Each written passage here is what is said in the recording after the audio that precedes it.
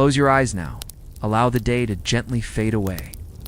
Feel your body resting, every muscle loosening, every thought slowing. Imagine a soft breeze brushing past your skin, carrying with it the sense of wood smoke and pine. Listen to the faint crackle of a hearth, warming the stillness of the night. You are safe here, calm, and ready to drift into a story designed to soothe your mind. Take a long, slow breath in and gently release it. With each breath, you sink deeper into comfort. With each exhale, you let go of the day. Notice the rhythm of your heartbeat, slowing, steady, and calm. You are preparing to journey far away, to another time, another place, where history flows like a quiet river. Our story today begins at the edge of two great worlds, where the empires of Russia and China brushed against one another in the vast wilderness of the 17th century. It is the year 1686. The forests are deep and endless. Rivers snake through icy landscapes, and the air is heavy with the quiet tension of two powers testing their strength. In this remote and rugged land, there stood a fortress, the Russian outpost of Albazin. Perched high upon the banks of the Amur River, it was more than a military stronghold. It was a symbol. For the Russians, it marked their reach into lands rich with fur and promise. For the Qing Dynasty of China, it was a reminder that foreign influence crept too close to their borders. The fortress itself was simple, wooden walls rising against the frozen wind. Yet within those walls, Russian settlers, soldiers, and farmers clung to life. They tended small plots of land, raised families, tried to carve a home in a place where winters bit hard and summers brought sudden storms. Each morning, the watchmen scanned the horizon, looking for movement among the trees, wondering when the inevitable confrontation would arrive, and it did. In 1686, the Qing Dynasty gathered its strength. Thousands of soldiers, disciplined and determined, marched toward Albazin. The sound of their footsteps echoed like a distant drumbeat across the snowy plains. Their banners fluttered in the wind, colors bright against the pale landscape. For the men and women inside the fortress, those banners were both a warning and a promise that a siege was about to begin. This was no ordinary battle. It was a test of patience, of endurance, of will. The soldiers within Albazin knew they were few, but they had walls, they had courage, and they had the stubbornness of those who had already survived in a land that asked so much of them. The Qing army, vast and unyielding, brought with it cannons, supplies, and the quiet confidence of an empire determined to assert its dominance. And so, as the sun rose over the river and glinted off the icy waters, the stage was set. The siege of Albazin, a quiet, forgotten struggle, was about to unfold, shaping the future of empires. But for you, it is not a story of harshness. It is a story to drift into, soft and slow, each detail guiding you deeper into calm, deeper into rest. Breathe slowly, in through your nose, out through your mouth, letting each breath soften you a little more. Feel the weight of the blankets around you, grounding you, reminding you that you are safe, cared for, and at peace. Let the rhythm of my voice carry you gently, like ripples across a still river.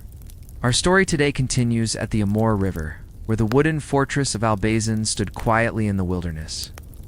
Picture the scene: tall palisades of sharpened logs, their surfaces weathered by frost and sun. Smoke rises gently from chimneys, carrying with it the scent of burning pine, mingling with the crisp air.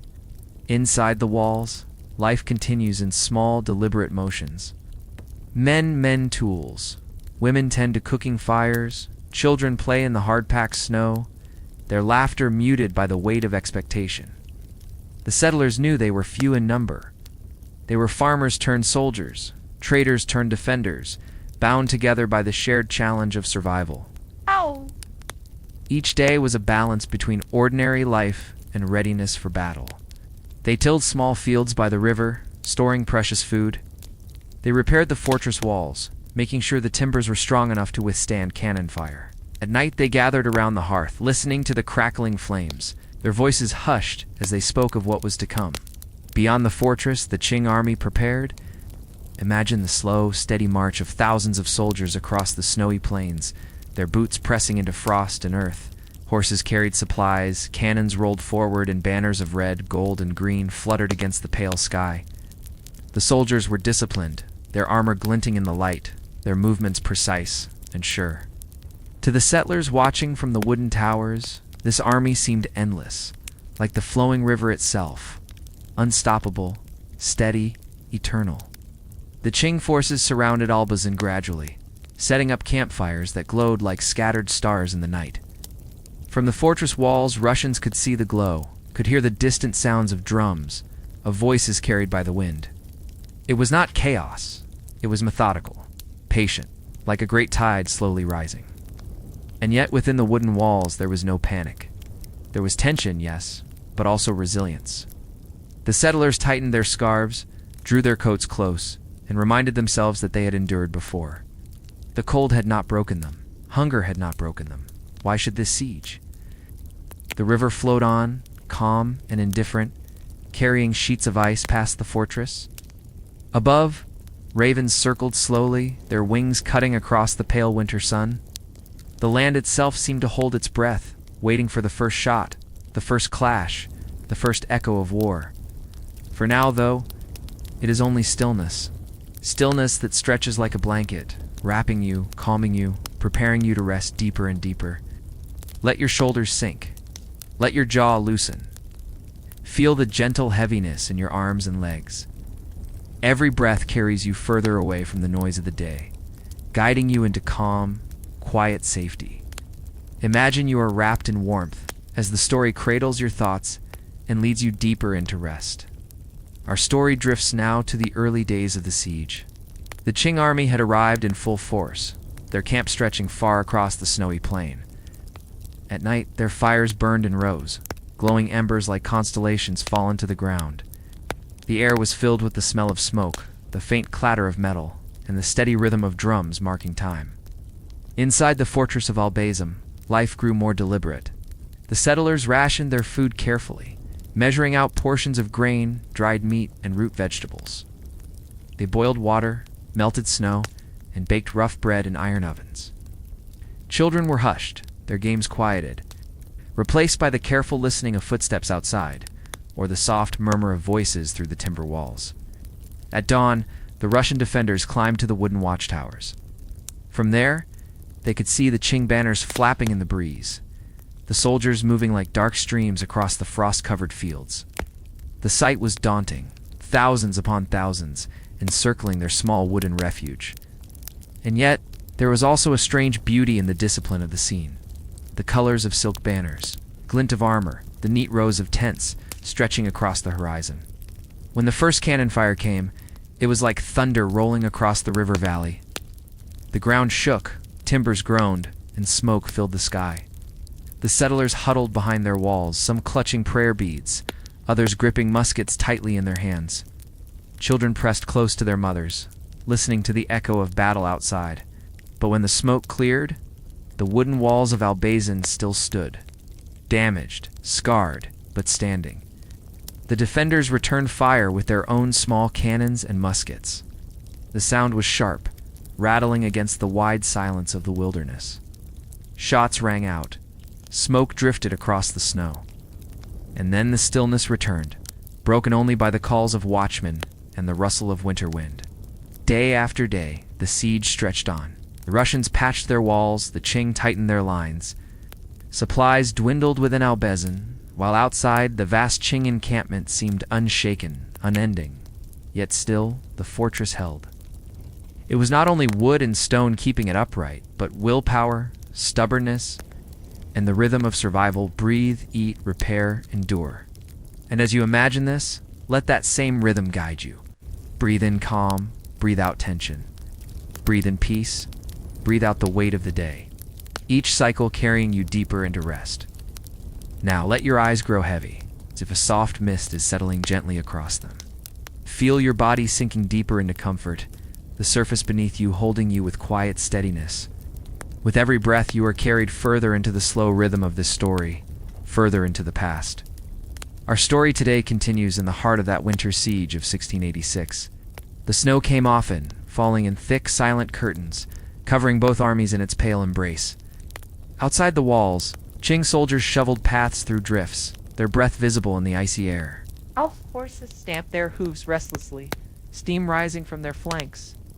The campfires never went out, for warmth was as vital as weapons in those endless nights. Inside Albazin, the settlers struggled to keep warm. They gathered in the largest hall, the fire at its center glowing red against blackened logs. Women sewed patches into worn clothing, men sharpened blades by lantern light, and children clung to blankets, listening to the low murmur of voices around them. The crackle of the hearth became their lullaby, steady and reassuring amid the uncertainty. From the watchtowers, the defenders could see the Amur River, frozen solid, surface glittering like glass under the pale moonlight. Sometimes they imagined what it would be like to walk across that endless sheet of ice, to leave the fortress behind, to escape the suffocating circle of the siege. But the river, wide and unforgiving, offered no true safety. The fortress was both their prison and their protection. The Qing generals, watching from their tents, were patient. They knew that winter was its own ally, cold, hunger, and time would weaken the defenders more effectively than a single, decisive battle. And so, the siege became a quiet war, a test of endurance, a battle of silence and waiting. In those long nights, stories were told to pass the hours. The Russians spoke of distant Moscow, of churches with golden domes glinting under summer skies, of markets filled with bread and honey cakes. The Chinese soldiers outside spoke of home villages far to the south, where plum blossoms bloomed in spring and rice paddies shimmered like mirrors. Two peoples, divided by walls and by war, yet bound by the same need for warmth, food, and memory. And as you listen now, imagine yourself in that world of flickering firelight. Snow falling outside, voices weaving, tales of faraway places. Let those images blur into dreams, gentle and soothing, guiding you deeper into stillness. Breathe deeply now, in through the nose and out through the mouth. Each breath like a wave rolling slowly to the shore, soft and unhurried. Your body feels heavy, but your mind drifts lightly, carried on the rhythm of story. Our story today continues at Albazin, as dawn breaks pale and gray across the snowy steppe. The sky is a muted canvas, brushed with faint streaks of rose and silver. From the ramparts, a few weary sentries watch the horizon, their fur cloaks dusted with frost. Below them, the river glimmers faintly, a frozen ribbon stretching into the distance. The stillness of the morning is broken only by the creak of wood, the crack of ice beneath boots, and the occasional muffled cough. Within the fortress walls, life stirs slowly. A pot of thin porridge simmers over the fire, the steam curling upward, filling the room with warmth and the faint smell of oats. Men gather near the flames, rubbing their hands together, while women spoon out portions carefully, each measure of food precious, not a grain to waste. The children eat silently, wide-eyed, sensing the gravity that hung in the air. Outside the walls, the Qing encampment comes alive with similar rituals. Soldiers strike flint to light fires, warming their chilled fingers over flames. Rice gruel is cooked in large iron pots, its aroma mixing with the smoke of burning pine. A drumbeat rolls across the camp, calling men to order, reminding them that discipline was as necessary as food in surviving the bitter cold. Yet amid this tension, there are moments of strange stillness, moments when soldiers on both sides, Russian and Chinese, pause in their duties, glance across the snowy field, and for a fleeting instant, see not enemies, but fellow humans enduring the same relentless winter. A cough heard in the distance, the sound of laughter around a fire, the image of children bundled in blankets, these glimpses bridged the gulf. Even as the walls and weapons kept them apart, as the days lengthened into weeks, frost thickened on the fortress timbers, turning them white with ice. Every creak of wood, every snap of frozen bark, echoed into the silence. But beneath this frozen world, life persisted. Hearts beating, fires burning, voices whispering tales to chase away fear. And as you listen, you may imagine yourself there, wrapped in furs, feeling the warmth of fire against your face, hearing snowflakes tap gently at the shutters. With every image, you are drawn deeper into calm, into stillness, into the soft embrace of rest.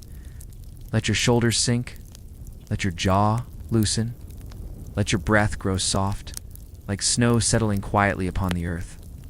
With each exhale, imagine the cold air of winter drifting away, replaced by warmth, safety, and stillness.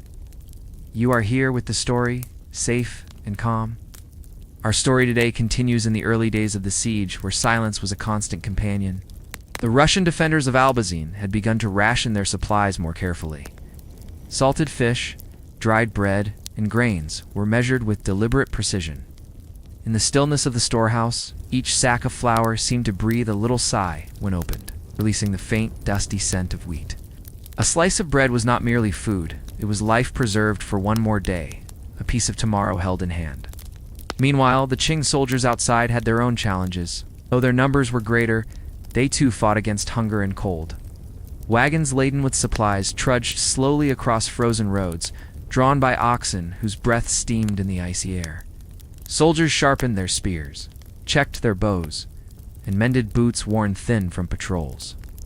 They were patient, for time itself was their ally. Each day wore down the defenders within Albazin. At night, fires dotted the camp like a constellation upon the snow. From the walls of the fortress, the Russians could see them, hundreds of tiny flames glowing faintly, each one a reminder of the force waiting beyond. And yet, in the flickering light, there was also something strangely comforting. Fire was fire, no matter who kindled it. Its glow meant warmth, survival, and a reminder that life endured, even in the harshest of winters. Within Albazin, evenings were filled with quiet rituals, prayer whispered before meals, stories told in hushed voices, speaking of summers by the river when the world was green and full of birdsong. The memory of warm earth and flowing water felt almost like a dream, as though summer had been another lifetime. Children clung to those stories, their eyes wide in the dim candlelight, letting imagination carry them beyond the wooden walls that confined them. And beyond those same walls, Qing soldiers too shared stories. Around their fires, they spoke of their villages, of families far away, of rice fields and warmer winds. Some even sang, their voices low and steady, carrying on the cold night air, faintly reaching the ears of those inside the fortress. For a moment, songs blurred the boundary between besieger and besieged, weaving the world together in sound. As you listen now, you may hear it too, the distant hum of voices carried by the wind, soft as a lullaby. Let it wash over you, soothing, calming, carrying you further into relaxation. Settle a little deeper now. Let your breath grow long and quiet. Imagine a blanket being tucked around you, soft and reassuring, while the story continues to unfold slowly, gently, like snow drifting from a dark sky. Our story today continues in those cold days of 1686, when the fortress of Albazin stood as both a refuge and a prison. Inside the wooden walls, the rhythm of life was steady but strained. Water was drawn carefully from frozen wells, each bucket heavy, each drop precious. Soldiers took turns patrolling the palisades, their boots crunching softly on the packed snow. The sound of footsteps echoed in the silence, as though the earth itself was listening. The Russian settlers who had chosen Albazin as their home before the siege had once dreamed of fertile fields and endless forests. Now, they faced the reality of survival day by day. Women mended torn clothing by candlelight, fingers stiff from the cold, but steady in their work. Children fetched firewood, their cheeks flushed red, their laughter subdued but still present, small bursts of warmth in the frozen air. The Qing commanders, observing from afar, were calculating. They knew that time was their greatest ally. No grand assault was required, not yet. They could wait as hunger and cold wore down the defenders. Yet, even in patience, they were human. In the officers' tents, maps were unrolled, strategies discussed, and tea brewed in small copper kettles, the steam curling upward, like breath made visible. Sometimes at dawn, the mist over the river Amur would rise in great white plumes. For a moment, the world appeared suspended in dream, fortress and camp alike, veiled in shifting haze, as though time itself had stopped to take a slow, steady breath. The defenders within Albazin found solace in rituals. Morning prayers were held, voices low and unified, echoing off timber walls. The scent of incense or smoke sometimes lingered, mingling with the sharper smells of pitch and pine. These moments of devotion steadied their hearts, reminding them that survival was more than food or firewood. It was spirit, resilience, and faith in something beyond the present trial. And as night fell again, stars pierced the black sky, sharp and bright, scattered like frost upon velvet. Both besiegers and besieged would glance upward, seeing the same constellations, the same eternal lights that had guided their ancestors. In that silent recognition, there was a strange unity, enemies bound by the same sky, the same cold, the same longing for warmth. And now, as you drift deeper into this moment, you too may imagine yourself standing under that sky. Breath clouding the air, stars twinkling above, silence wrapping the earth. Feel how calm, how quiet, how dreamlike it becomes. Close your eyes a little more. Let the lids grow heavy, as though they are weighed down by soft snowflakes. With each breath, you sink deeper into rest, and with each breath, the story carries you onward, gently, patiently, like a river beneath ice. Our story today continues as the days of the siege stretched onward. Inside Albazin, the Russian garrison worked together to keep spirits alive. In the coldest hours, they gathered near the hearths, where logs crackled and popped, sending small sparks into the air. The flames painted the walls with soft, shifting light, gold, orange, and red, dancing in rhythm with the wood's slow burning. The warmth was faint but deeply cherished. Men and women leaned close, their faces illuminated in flickering glow, eyes reflecting quiet determination. Bread was sliced thinner each day, yet it was shared without complaint. Soldiers passed portions to children before taking their own. In this way, even the act of eating became a gesture of unity, a reminder that survival depended on one another. Small comforts grew in meaning, a sip of warm broth, a kind word whispered in the shadows, a hand resting reassuringly upon another's shoulder. Beyond the walls, the Qing camp pulsed with its own quiet rhythm. Soldiers trained, drilled, and prepared, their movements steady, their breath visible in the air. Horses stamped the frozen earth, their manes frosted with icy dew. The campfires glowed as night fell, their smoke rising in columns that merged with the star-speckled sky. Qing scouts moved silently along the perimeter, their figures half hidden by drifting snow. To the defenders peering from Albazin's walls, these shadows seemed to appear and vanish like spirits of the land, reminding them that watchful eyes never strayed far. Despite the tension, the landscape itself remained profoundly serene. The river Amur flowed beneath its icy crust, carrying its secret current unseen. Frost clung to branches of pine and birch, shimmering in moonlight as though dusted with powdered glass. Even in the harshness of winter, beauty lingered, fragile, delicate, eternal. Within the fortress, stories continued to circulate, tales of Moscow, of distant lands, of warmer times and family reunions. Each story carried warmth that no fire could produce, a reminder that beyond these walls was a greater world, waiting, enduring. And as silence settled once more, the air seemed to whisper a lullaby, not of victory or defeat, but of time moving steadily, of hearts holding strong. Imagine yourself there now, hearing the crackle of wood, the hush of snow, the far-off call of wind across the river. Let the quiet embrace you, soft and unbroken, leading you deeper into rest. Breathe slowly now, through the nose, out through the mouth. Feel the rhythm like the slow turning of seasons. With each exhale, imagine tension slipping away, leaving only calm, comfort, and the quiet glow of the story wrapping around you. Our story today continues as the winter deepened around Albazin. The fortress itself seemed to groan under the weight of cold. The wooden palisades creaked as frost tightened its grip upon them. Icicles hung from rooftops, glinting in pale sunlight like fragile glass daggers. When the wind swept through the gaps in the walls, it carried a whistling sound, eerie yet strangely soothing, like the distant hum of a lullaby sung by the land itself. The defenders had grown used to this music of winter. At night, they listened to it as they lay bundled together beneath heavy furs. Breaths mingled, creating clouds of warmth in the dim air. Sleep came in waves, broken by dreams of springtime fields, by visions of rivers free from ice. Yet, each time they woke, they faced the same walls, the same snow, the same endless waiting. The Qing soldiers outside faced their own trials. Though their numbers were greater, the cold was impartial. Frost nipped at ears and fingers, tents flapped restlessly in the wind. Horses needed constant care, their bodies draped in blankets, their nostrils steaming. Still, discipline held them steady.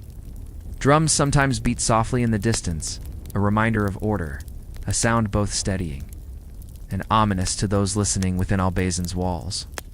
There were moments when quiet gestures reached across enemy lines, unspoken but understood.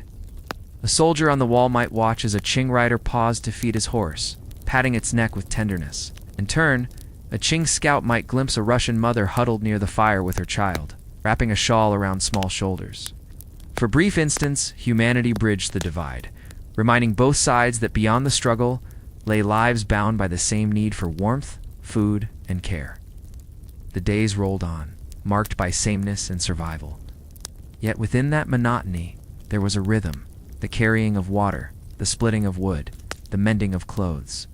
Tasks repeated again and again, becoming almost meditative, like the steady beating of a heart. And now, as you drift deeper into this story, imagine that rhythm surrounding you, the crackle of firewood, the hush of snow, the soft murmur of voices telling stories in the night. Feel how each sound carries you further into rest, further into safety, further into calm. Allow yourself to melt further into stillness. As though you are sinking into a soft chair by a glowing hearth, the warmth spreading through you. Each breath in carries comfort, each breath out releases all remaining tension. The story flows on, carrying you with it, calm and unhurried. Our story today continues as the siege became not just a contest of strength, but of endurance. Within Albazin, the defenders grew used to small victories, the fire catching easily on a bitter morning. A hidden reserve of grain discovered in a forgotten barrel, a letter or prayer passed quietly between friends. These little moments held a power beyond their size, anchoring spirits in a sea of hardship. The children, though fewer in number, brought life to the fortress in ways no soldier could. They played when the snow was thick, leaving trails of footprints along the frozen ground, their laughter rising like sparks above the gloom. Even the sternest warriors could not help but soften as they watched, reminders that even in a place of hunger and danger, the joy could still flicker to life. The Qing encampment stretched wide beyond the walls, its order impressive, its silence sometimes unnerving. Long rows of tents stood neat and precise, their canvas stiff with frost. Soldiers trained in formation, their breath clouding in the air, their movements unified, deliberate. Watching from the walls, Russian eyes could not help but feel the weight of such discipline, as though the very earth trembled beneath the steps of so many boots. Yet in the quiet hours, humanity whispered through. In the evenings, fires burned, and around them soldiers shared bowls of rice, warming their hands against steaming cups of tea. Some recited poetry, words carried from their homeland, verses of rivers, blossoms, and distant warmth. The sounds drifted on the air, faint but clear, sometimes reaching the ears of those hidden behind Albazin's walls. The river Amur, flowing beside the fortress, became both boundary and companion. Its frozen skin gleamed beneath moonlight, a long silver ribbon stretched across the land. Though silent on the surface, the current beneath never ceased, unseen but enduring. Many wondered if this was a symbol that beneath the frozen hardship of siege, life too continued, unseen but unbroken. And in the darkest nights, when stars pierced the velvet sky, both camps lay in silence, looking upward. Perhaps they wondered the same thoughts. How small each fire, each man, each fortress seemed beneath that endless canopy. And perhaps, as you listen now, you can imagine lying beneath that sky too, the stars endless, your body warm, your heart steady, your mind adrift in peaceful quiet. Breathe in softly, and breathe out even softer. Imagine the hush of snow falling in slow, delicate flakes, each one melting as it touches your skin. The world grows quieter with every breath, as though the story itself is wrapping you in its calm embrace. Our story today continues deep within the long winter of 1686. Albazin's defenders had learned to live in rhythm with the cold. The fortress was no longer just wood and earth. It had become a living thing, groaning, creaking, sheltering. Smoke curled from chimneys, carrying the smell of pine and birch logs, a scent sharp yet reassuring. For those inside, the thin wisp of smoke above the rooftops was a sign of survival, a sign that fire still lived, that warmth still endured. Meals grew plainer, yet no less meaningful. A thin porridge, salted just enough to awaken the tongue, was ladled into wooden bowls. Soldiers and settlers alike cupped their hands around the warmth. savoring each spoonful, not for flavor, but for the comfort of heat moving through the body. Sharing a meal became a ritual, a pause in the day when silence fell and each person remembered that they were not alone. Outside, the Qing camp stood vast, steady, unyielding. Sentries paced with careful steps, their eyes sharp, their ears tuned to every creak of the fortress timbers. Horses snorted and shifted, stamping the hard earth, their manes shimmering faintly with frost. Commanders inspected lines of soldiers, their robes layered thick, their movements deliberate, their voices low but firm. Yet, even in their discipline, quiet humanity appeared, soldier brushing snow gently from his companion's shoulder, another humming softly to himself as he prepared arrows. Acts so small, yet they carried warmth that no fire could replace. The nights grew longer, and with them came more stillness. Sometimes, faint sounds bridged the distance between fortress and camp. The faint clang of a pot, the barking of a dog, the faint whistle of a guard passing time. In that shared silence, it was almost as though the earth itself breathed with both sides, holding them together in one long, waiting moment. And always above them all, the stars shone cold and bright. Their light spilled across the snow, turning it into a glittering sea. Each defender, each soldier, each weary traveler who glanced upward saw the same sky, the same endless span of eternity. Under its vastness, fear softened, and hearts grew quiet. As you listen, imagine yourself beneath that sky too. Feel the chill air against your skin, the snow beneath your feet, the gentle, quiet all around you. Let it draw you deeper into peace, deeper into rest, deeper into the soft cradle of sleep. Relax deeper now. Imagine your breath as a slow tide, moving in and out, steady and gentle. With each inhale, calmness fills you. With each exhale, the weight of the day slips away, leaving only warmth, stillness, and quiet comfort. Our story today continues as the siege lingered, shaping life both inside and outside the wooden walls of Albazin. Within the fortress, days blended into one another. The sound of axes striking would echo as men split logs for fires. Sparks rose with each blow, drifting like tiny stars into the pale winter air. Smoke settled low across the compound, softening the sharp outlines of the walls, creating a world of muted grays and faint warmth. Mothers rocked children near the hearth, their voices soft, singing lullabies remembered from distant villages. The melodies were simple, carrying the rhythm of rivers, of fields, of home.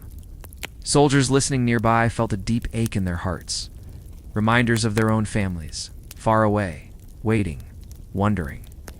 Yet the songs also gave strength, weaving threads of memory into the fabric of endurance. The Qing camp stretched endlessly beyond sight, its order a stark contrast to the worn routine within the fortress. Drums sometimes beat softly in the morning air, summoning soldiers to drill in formation.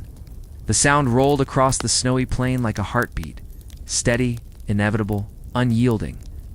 To the defenders, the rhythm was both ominous and strangely soothing, marking time in a land where days and nights blurred together. Supply wagons creaked across frozen paths, their wheels crunching against hard snow. Soldiers unloaded sacks of rice, barrels of grain, and bundles of firewood, their movements efficient, precise. Steam rose from iron kettles where meals were prepared, carrying with it the faint fragrance of herbs and broth. For those behind Albazin's walls, such scents were only imagined, but the thought alone could make mouths water, reminding them of the meals they once knew. The river Amur remained the silent witness, its icy skin glowing faintly in the moonlight. At times, a groan echoed from beneath its frozen surface, as though the river itself longed to move freely again. The sound reached both camps, low and resonant, like the earth sighing in its sleep. And as darkness fell, silence descended once more, broken only by the soft murmur of voices, the crackling of fires, the whisper of wind through barren branches. Both besieger and besieged lay beneath the same night, waiting, enduring, dreaming of warmth and spring.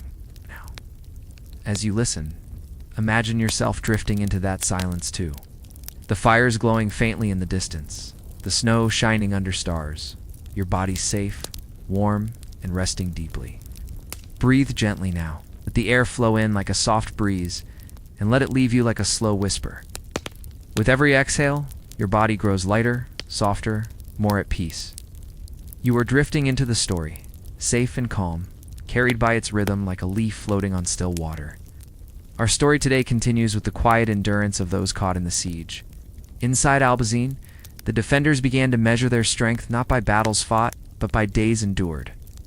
The simple act of waking each morning, of keeping watch through the long night, of lighting a fire and sharing a meal, these became victories of their own. The walls, patched and strengthened with earth and timber, bore the scars of past skirmishes. Yet the men who patrolled them carried on with silent determination. Wrapped in heavy coats, rifles slung across their shoulders, they watched the snowy horizon. Their breaths clouded the air, vanishing as quickly as they appeared, like fleeting thoughts dissolving into the night. Children grew quieter, sensing the gravity around them, yet even in their silence they brought life. A child's giggle while chasing a stray chicken, or the sound of a small wooden toy clattering on the floor, could soften the faces of weary soldiers, reminding them that innocence still persisted amid hardship. Beyond the fortress walls, the Qing camp spread wide and patient. Soldiers carried lanterns that glowed faintly in the dark, like fireflies scattered across the snow. Their patrols moved in steady rhythm, boots crunching against frost, banners fluttering faintly in the cold wind.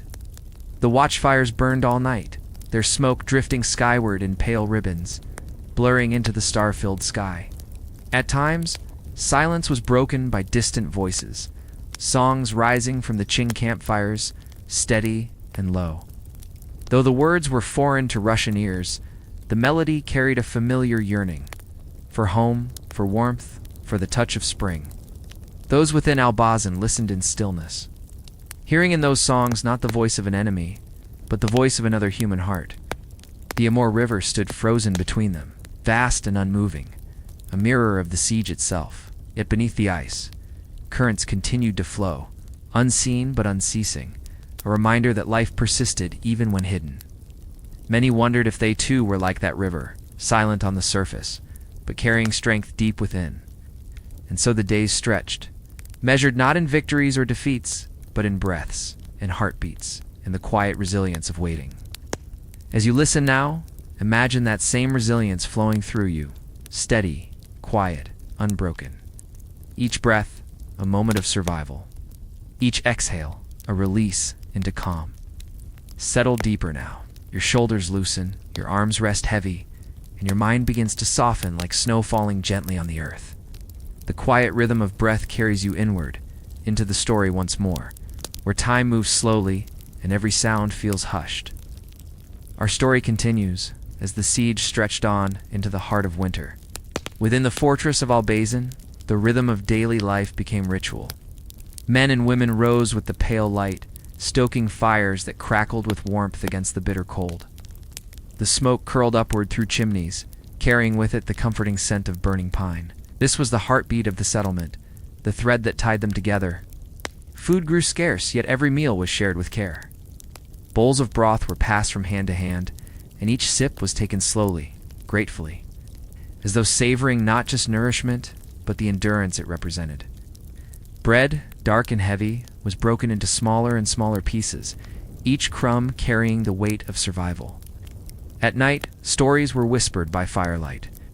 Old tales from distant Russian homelands, of forests, of rivers, of saints and heroes, mingled with newer tales born of Albazin itself. Fathers told their children of the first time the walls had been raised, of how the land had welcomed wheat and rye, how even here, far from Moscow, life had taken root. These stories settled in the ears of the young like lullabies, offering hope even as the winds outside howled. Beyond the fortress walls, the Qing army waited with patience that was almost timeless. Their fires glowed like constellations scattered across the earth. Soldiers sat in circles, wrapped in fur, their voices low. Some carved wooden charms, tracing lines that carried blessings from home. Others sharpened blades, though they knew little steel would be drawn while the fortress endured in silence. The Amur River, frozen and vast, seemed to listen. Its ice creaked softly under the weight of snow, as though sighing with the weight of history unfolding upon its banks. The river had seen the rise and fall of tribes, kingdoms, and now empires, and yet it remained, flowing eternally beneath its frozen skin. In the stillness of those nights, a strange peace settled. Both sides, though divided by walls and banners, felt the sameness of cold, of hunger, of longing. It was as though the siege itself had bound them into one shared silence, one shared waiting, one shared breath.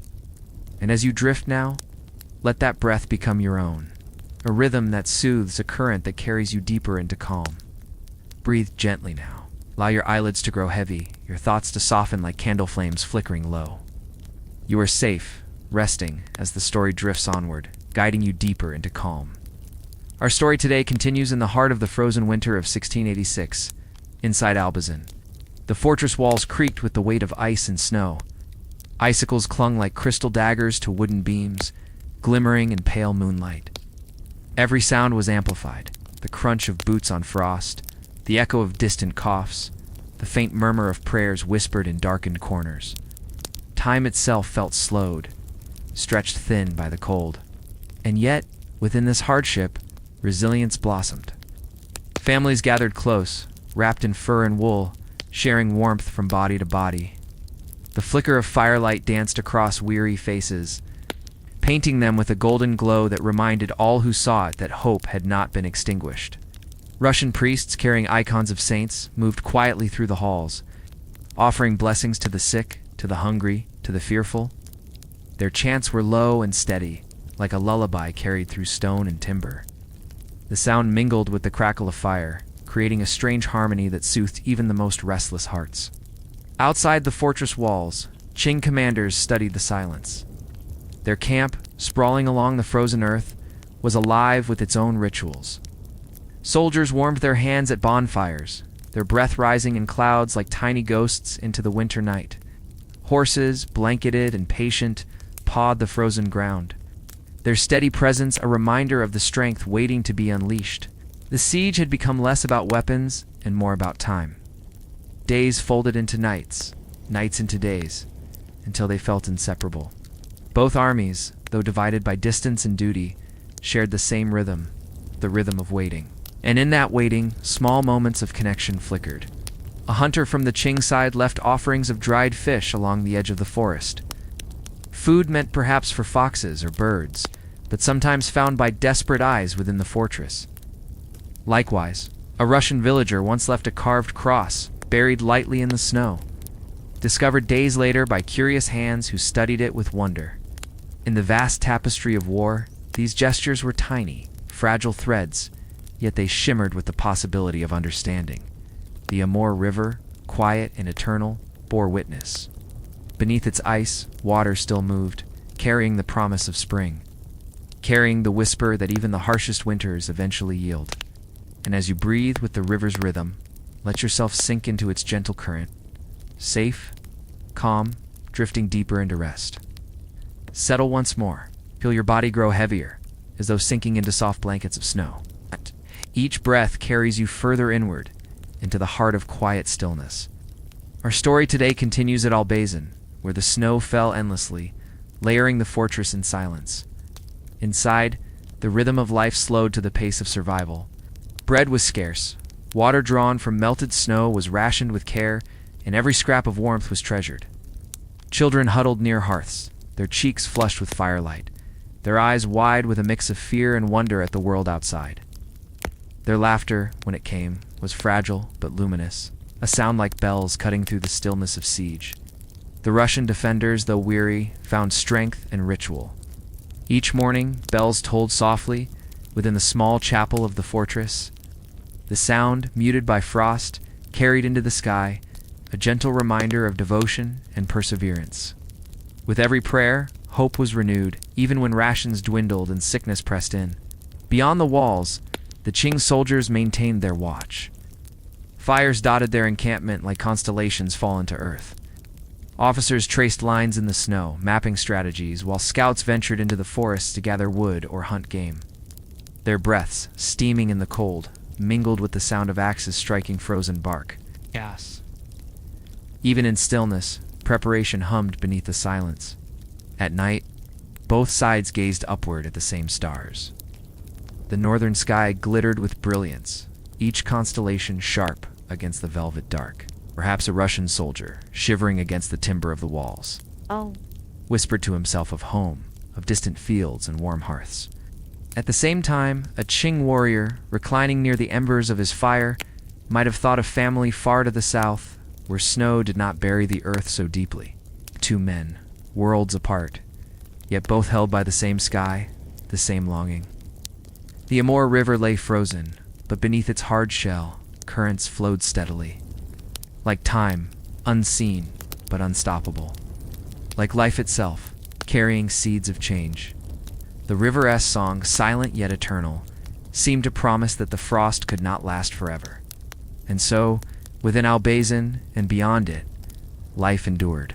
Quiet, fragile, determined. Each heartbeat, each breath, a defiance of despair. Now, as you breathe with that steady rhythm, let yourself drift deeper. As though your thoughts were snowflakes falling slowly, gently, settling into peace. Breathe slowly, softly. Let the tension slip from your shoulders as though it were melting snow, vanishing into the ground. Each inhale is calm, each exhale is release. Our story today continues at Albazin, where the fortress stood like a wooden crown upon the icy banks of the Amur, as winter stretched on. The people inside discovered resilience in the smallest of acts. A soldier whittled wood, shaping tiny figures from scraps, gifting them to children as talismans of hope. A mother sewed patches into worn coats, her needle moving in rhythm with whispered lullabies. Even the act of sweeping snow from the chapel steps became sacred, a gesture of defiance against the weight of despair. Outside, the Qing encampment was a world of its own. Soldiers built snow walls to shield against the wind, their breath rising in plumes like morning incense. Some tended horses, brushing frost from manes and whispering to the animals, as if to keep them tethered not only by reins but by words of comfort. Others gathered at the fires, where the scent of millet porridge rose, mingling with the sharpness of pine smoke. At times, silence fell so deeply that both sides could hear the distant howling of wolves in the forests. The sound threaded through the night, ancient and wild, reminding all who listened that nature too pressed its claim upon the land. Wolves prowled unseen, their eyes glimmering just beyond the firelight. Their hunger mirrored that of men, yet their freedom, unbound by walls or orders, carried a strange allure. The siege, though harsh, was not endless battle. There were long stretches of waiting where time blurred into a slow, dreamlike rhythm. Snow fell, fires burned. Voices rose in prayer, in song, in command. Then silence again. It was in those in-between moments that survival found its truest form, in the steady act of enduring, of carrying one breath into the next, one day into another. And above it all, the northern lights sometimes shimmered, casting veils of green and violet across the frozen sky. For a moment, both sides paused, warriors and settlers alike, their faces lifted to the heavens. In the cold glow, divisions softened. The world seemed vast, mysterious, and filled with quiet beauty that transcended walls and borders. Let that vision settle within you now, the lights moving gently overhead, like curtains of color unfolding, soothing your thoughts, guiding you deeper into rest. Allow your breath to slow again. Feel the softness of stillness spreading, as though a blanket of snow were drifting gently over the land, muffling every sound except the rhythm of your own heart. You are safe here, drifting into calm. Our story today continues with the quiet endurance of those at Albazin. As days blurred into weeks, the fortress became not only a place of defense but a small world of its own. Its timber walls creaked in the frost, its watchtowers stood tall like guardians, and within, the people found ways to transform hardship into routine. The blacksmith, though short on supplies, hammered carefully at salvaged iron nails, reshaping them for use once more. Sparks flew in the dim light, casting flickers upon faces lined with fatigue. Children, too small to fight, carried buckets of snow to melt, their little hands red with cold, but their spirits somehow unbroken. Food was meager. Thin soups, hard bread, and salted fish that grew drier with each day. Yet when families gathered to eat, they did so with quiet reverence, as though every bite were a gift from the land itself. Conversation was hushed, but sometimes stories arose. Tales of summers long past, fields of wheat swaying golden under the sun, of rivers not frozen but alive with flowing water. These memories nourished as much as food. Beyond the walls, the Qing soldiers kept their patient vigil. Their discipline was a fortress in itself. Drums marked the passing of time, steady and low, echoing against the frozen river. Their banners, stiff with frost, moved faintly in the wind. At night, when campfires burned low, they gathered close, sharing quiet words in their own tongue, voices carrying across the icy silence like murmured chants. And still, the land held sway over both. Frost clung to every branch, turning trees into sculptures of white. The river groaned beneath its ice, shifting slowly, as though dreaming. Stars above shone bright and cold, unblinking witnesses to human struggle and endurance. Sometimes, in rare moments of stillness, it seemed that the world itself paused. No drumbeat, no hammer, no footsteps on snow. Only the vast hush of winter, pressing down like a soft hand, urging all living things into rest. And you too can rest now, sinking into that same hush, allowing your thoughts to grow quiet. Your body heavy, your mind light as drifting snow. Breathe deeply now. Let the air flow in, cool and refreshing, and let it drift out, warm and soft, carrying away any remaining strain. Each breath is a step further into calm, further into the gentle embrace of sleep. Our story today continues with the frozen stillness surrounding Albazin, a stillness that seemed endless yet beneath it. Life continued to move in subtle ways. Inside the fortress, time was marked not by clocks, but by tasks. Dawn began with the clearing of snow from the walls, the creak of wooden gates, and the soft prayer of priests who lit candles in the chapel. Their chants echoed faintly, warming hearts more than the weak fires ever could. The settlers clung to those rituals, for they created rhythm in a world where days and nights blended into one long winter. Mothers bundled children tightly, wrapping scarves in furs, tucking them near stoves or beside straw mattresses. A soldier, off his shift, leaned back against the timber walls, closing his eyes for a fleeting rest, while the distant hum of wind pressed against the fortress like an endless sigh. The scent of smoke, pine resin, and melting snow lingered everywhere. Beyond the walls, the Qing soldiers moved with patience and method. Patrols circled through the woods, leaving trails of footprints that froze solid. Some set traps for rabbits or birds, ensuring food for their camp. Others sharpened blades by firelight, the soft scraping sound steady and slow, almost meditative. In their silence, there was no cruelty, only duty. At night, when the stars stretched across the frozen heavens, an eerie beauty enveloped the siege. The frost on the fortress sparkled like crystals.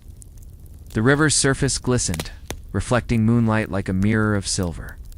The soldiers inside and outside, though adversaries, shared the same night sky, the same cold, the same unspoken endurance. The wolves still prowled beyond the circle of human firelight, their cries lifting into the night like ancient songs.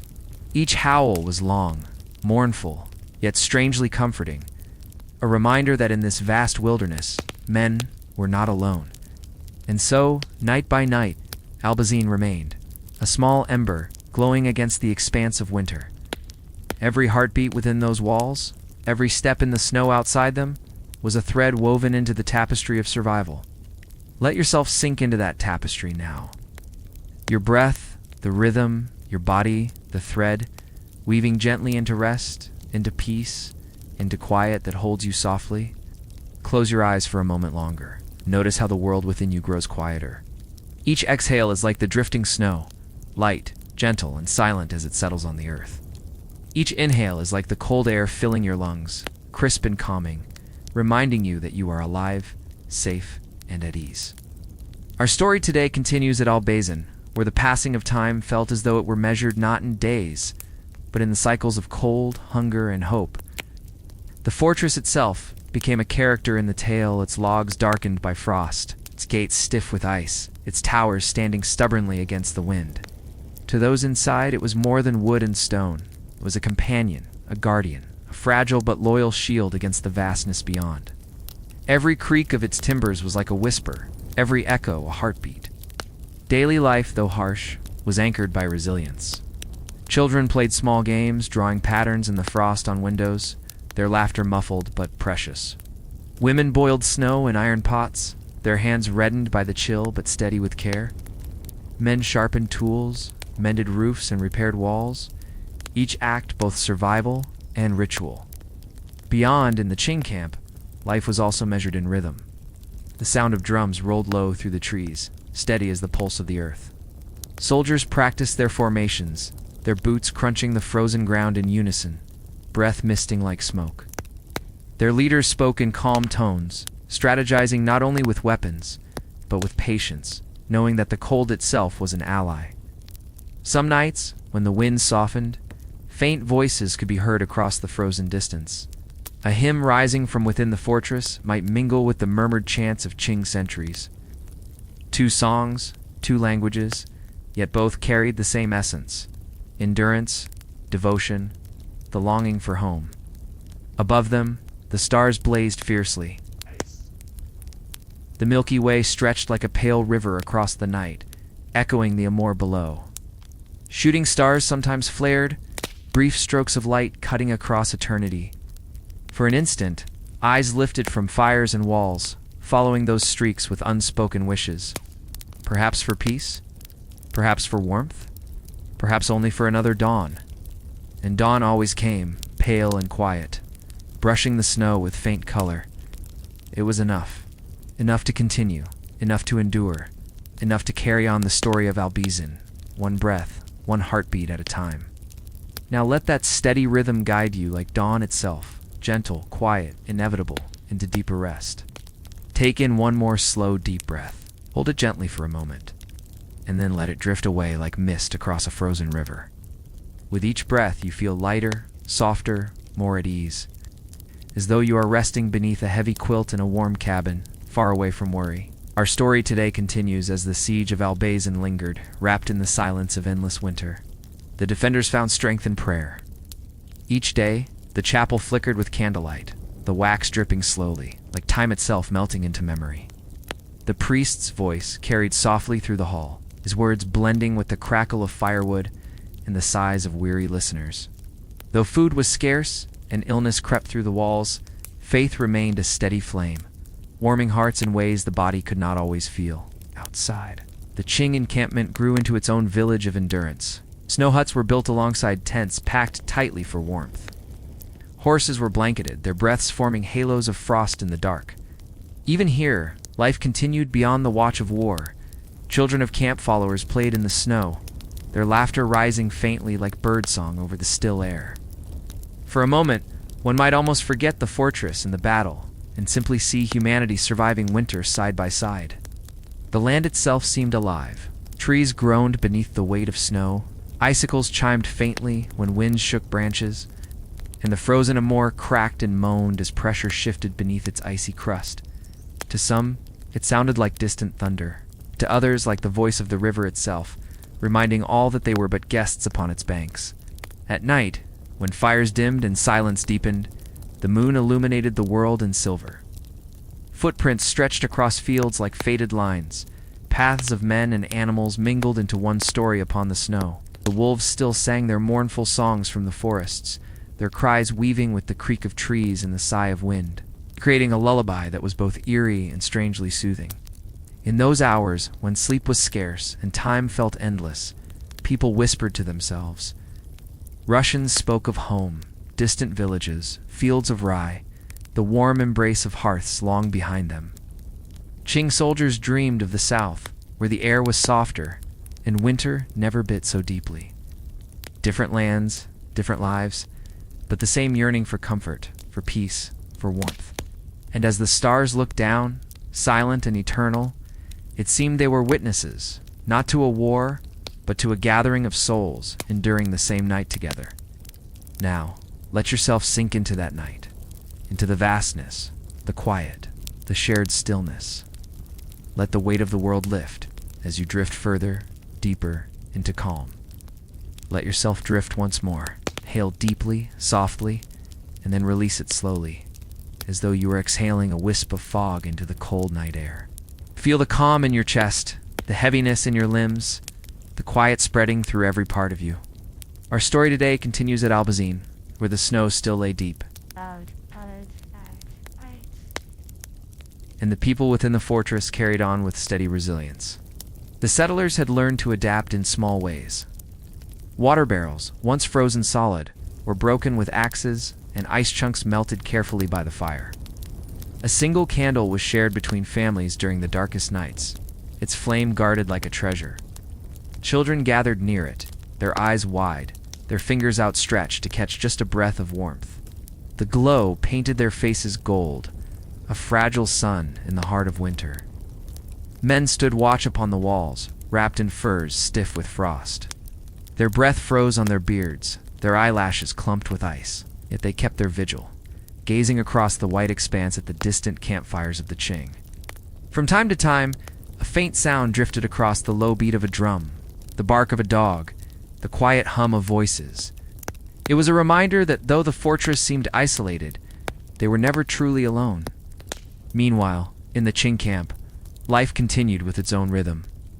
Soldiers repaired their boots, stretched leather by the fires, and prepared meals of millet and dried meat. The smoke rose in columns against the pale sky, carrying the scent of sustenance and survival.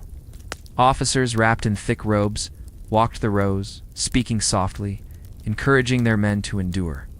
For they too faced the cold, the hunger, the long waiting. The forest around them remained a presence, tall, silent, and watchful. At dusk, the branches glowed with faint amber as the sun slipped beneath the horizon. The crunch of snow beneath boots echoed sharply, breaking the otherwise seamless hush. And when night returned, the stillness was so deep that even the crackle of a twig seemed louder than words. Yet through all of this, the silence, the hardship, the endless frost, there was a sense of timelessness. As though the siege were not only a clash of men, but a story etched into the land itself. A moment where two peoples met at the edge of the world, their fates bound by cold and endurance. And as the stars glittered above, their light falling equally on fortress and camp, on soldier and settler, it was clear both sides were part of something larger, something eternal. Let that thought hold you now, that you, too, are part of something vast, something timeless, something gentle and unshaken. Drift with it, deeper, quieter, into stillness. Breathe in slowly, as though you are filling your lungs with the cool, crisp air of a starlit winter's night. And as you exhale, imagine the breath leaving you like smoke from a quiet campfire, fading gently into the stillness. Hours. Where the weight of winter pressed hard, yet life still flickered like a stubborn flame. Inside the fortress, families gathered in dim corners, huddled close, their voices kept low so as not to disturb the fragile quiet. Old men shared stories from their youth, tales of distant rivers unfrozen, fields golden with harvest, skies bright with summer. For the children, who had only known this hard frontier life, these words were more than memory. They were promises that somewhere beyond the snow, warmth and abundance still existed. The sound of tools echoed softly, an axe biting wood, a hammer striking iron, a shovel scraping ice. Each sound carried a rhythm, and in its repetition, it became almost soothing, like a heartbeat, steady and unbroken. Work itself was survival, and survival itself was its own kind of song. In the Qing camp, across the frozen expanse, soldiers lit their fires with care, stacking wood in small pyramids so the flames would burn longer. The glow of those fires mirrored the torches atop the fortress walls, two lines of light staring at one another through the dark. Some soldiers sharpened arrows by lamplight, their hands practiced, movements slow and sure. Others sat quietly, heads bowed, their thoughts drifting to families far away in warmer lands. The land itself seemed to breathe with them. The Amur River, though locked beneath ice, groaned and cracked as though shifting in its dreams. The forest whispered in the wind, branches creaking and shedding snow in sudden bursts, startling both man and beast. Somewhere in the distance, an owl called, its voice low and haunting, floating between the camps like a question no one could answer. And yet beneath all the hardship, there was beauty. The night sky stretched vast and clear, a canopy of stars glittering like frost scattered across black silk.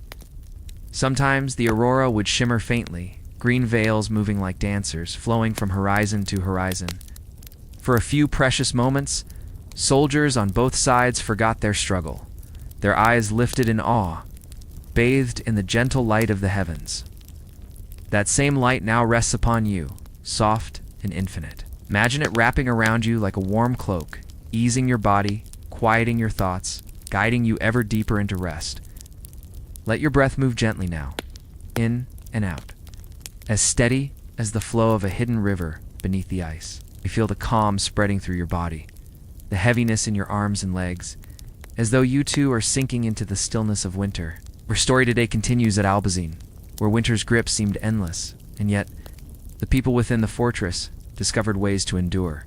In the cold mornings, frost coated every surface. Doors had to be forced open, hinges groaning, wood stiff with ice. Soldiers on the walls stamped their boots, trying to push warmth into their toes, their eyes scanning the horizon where the faint smoke of Qing fires marked the distance. They stood not only as watchers, but as symbols proof to all inside that the fortress still held. Within the settlement, fires burned low, carefully fed with scraps of wood. Women stitched patches into garments again and again, their fingers raw but patient. Children carried water, fetched snow, or simply sat in silence, watching the dance of shadows on the walls. Yet even in their silence there was resilience. Every act, no matter how small, was an affirmation of survival. The Qing camp, too, bore its rhythms. Soldiers mended weapons, stretched bowstrings tight against the cold, and carved symbols into the snow to mark their presence. At night, their fires crackled in clusters, voices rising in quiet songs, songs of homeland, of warmth, of ancestors guiding them through the long winter. These melodies floated through the night, mingling with the distant prayers from the chapel within the fortress, creating a strange harmony across the frozen land. The forest watched it all in silence. Tall pines stood like ancient sentinels, their boughs heavy with snow.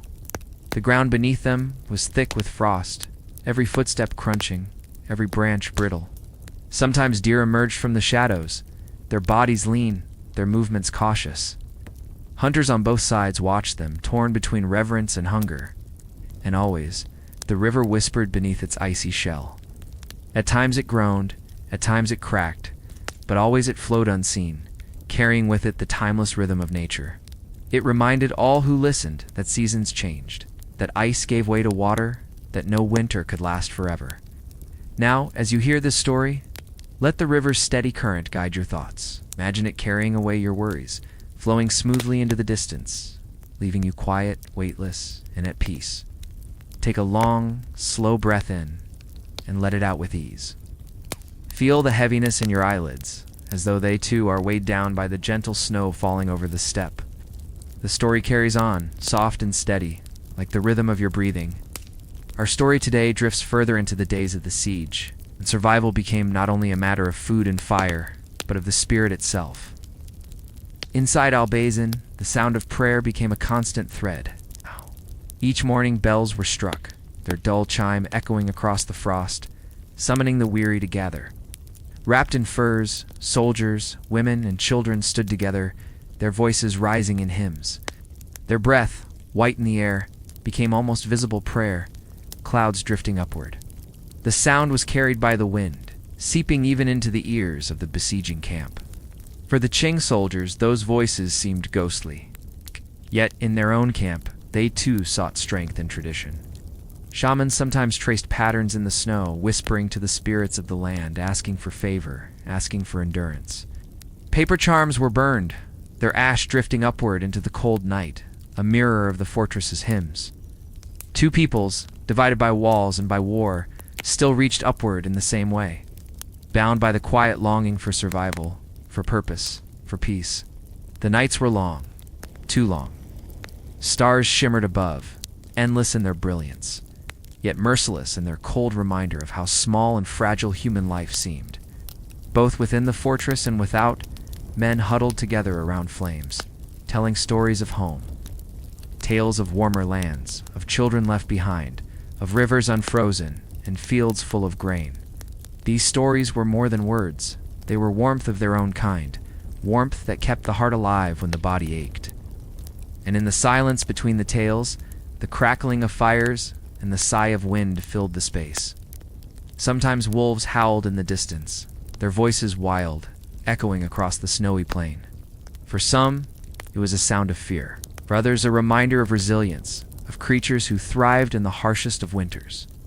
In those moments, the siege was not only about armies and walls, it was about the quiet contest of endurance, of spirit against frost, of memory against despair. Each breath of each soldier, each villager, was a testament to the will to live, to remain, to see the thaw return. Now, as you listen, let your own breath become steady, a rhythm of life, simple and enduring. Like those voices in the cold, your calm fills the space around you, carrying you deeper into stillness, deeper into rest. Breathe gently now, in and out. Allow the quiet of the night to settle around you, just as the snow settled upon the steppes centuries ago. Let the rhythm of your body become as steady as the frozen river nearby, holding calm beneath its icy surface. Our story today continues within the walls of Albazin, where the days blurred together in the long winter watch. Logs expanded and groaned, frost clung stubbornly to iron hinges, and every corner seemed dusted with white breath of cold.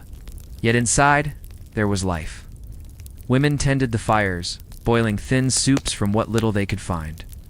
Roots dug up in autumn, dried fish, even the tough hide of animals, all became food when nothing else remained.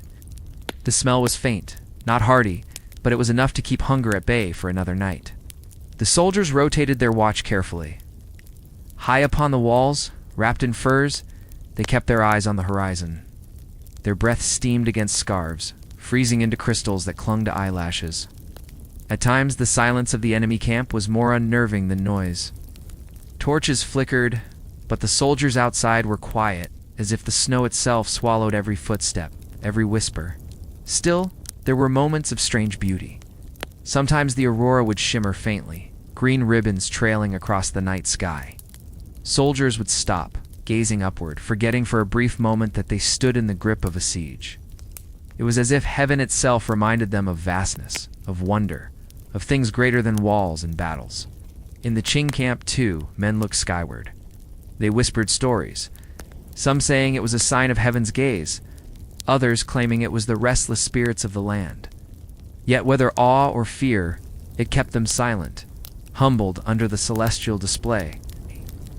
Days passed in this rhythm of endurance. The fortress breathed. The camp breathed. And you, too, may notice this rhythm, the rise and fall of your chest, the simple miracle of breath. As their story unfolds, let your own body sink deeper into calm, finding warmth in stillness and peace in the quiet turning of time. Relax even deeper now. Let the air flow in smoothly and release it gently, as if you were exhaling into the frosty night air of long ago. Imagine the warmth of a wool cloak wrapped around your shoulders, the glow of a faint fire nearby, and the soothing hush of snowflakes drifting all around you. Our story today continues as the men of Albazin found themselves drawn together by necessity. Hunger made them inventive. When flour grew scarce, they mixed it with sawdust or ground bark, creating loaves that were rough but sustaining. When salt ran out, they flavored food with smoke, letting the logs themselves season what little they had. And still, in the midst of hardship, there were moments of community. A soldier with a balalaika strummed softly near the fire one evening, the melody rising fragile and trembling into the air. Others hummed along, their voices quiet, as if afraid to disturb the snow. For a moment, the walls of Albazin were filled not with fear, but with music, reminding them of distant villages, of families far away, of warmth and summers they once knew. Beyond the walls, the Qing camp also kept its own forms of comfort. A storyteller moved among the tents, reciting verses of history, of emperors past, of victories long remembered. The soldiers listened, clutching their spears, drawing strength from the reminder that they were part of something vast, an empire stretching farther than the eye could see, greater than the icy river before them. Nights grew longer, and yet there was a strange rhythm that bound the two sides. Both Russians and Qing felt the same cold wind. Both heard wolves cry out in the distance, their howls echoing across the steppe. Both wrapped themselves tightly in furs, pressing close to fires, eyes fixed on the same pale moon above. The siege was not only a clash of arms but of endurance. Who could outlast the snow? Who could endure the silence? Who could keep hope alive when the night stretched endlessly on? And as you listen, let yourself imagine that snow. Imagine it falling gently, landing upon rooftops, upon tents, upon frozen branches. Each flake unique, yet together they blanket the world in quiet softness. Allow that quiet to seep into your own heart, wrapping you in calm, carrying you further into rest. Breathe softly now, in and out. Let your body sink deeper, as though the snow outside has hushed the whole world into stillness. Feel the quiet calm pressing gently against you, the same calm that wrapped itself around the lonely wooden fortress by the Amur. Our story today continues at dawn. When the first rays of sunlight brushed against Albazin's battered palisades, the Russian defenders stirred from uneasy sleep, their breath rising in white clouds as they rose to tend fires, check weapons, and whisper prayers. The creak of timber, the faint clatter of buckets fetching frozen water, the low murmur of voices, all of it was part of their morning ritual. Across the river, the Qing soldiers too were rising. The sound of drums marked the beginning of their day. Orders were called. Neat rows of soldiers gathered. Banners fluttered stiffly in the cold breeze. Their camp smelled of rice cooking, tea boiling, smoke mingling with frost. Though divided by battle lines, both sides were simply men trying to survive the winter. Inside Albazin, ingenuity became survival. Women patched torn garments with scraps of cloth, sewing by dim light. Children, too young to fight, carried bundles of firewood, their cheeks red with cold. A priest walked among the sick, whispering words of comfort, raising icons before weary eyes. Faith, for many, was as necessary as food or warmth. Beyond the walls, the Qing sought to break the defenders not only with force, but with patience. They cut off supplies, guarded every approach, and waited. They knew that cold and hunger could be sharper than arrows, more patient than soldiers. But still the Russians endured. When the snow fell too heavy, they shoveled paths, their boots crunching against ice.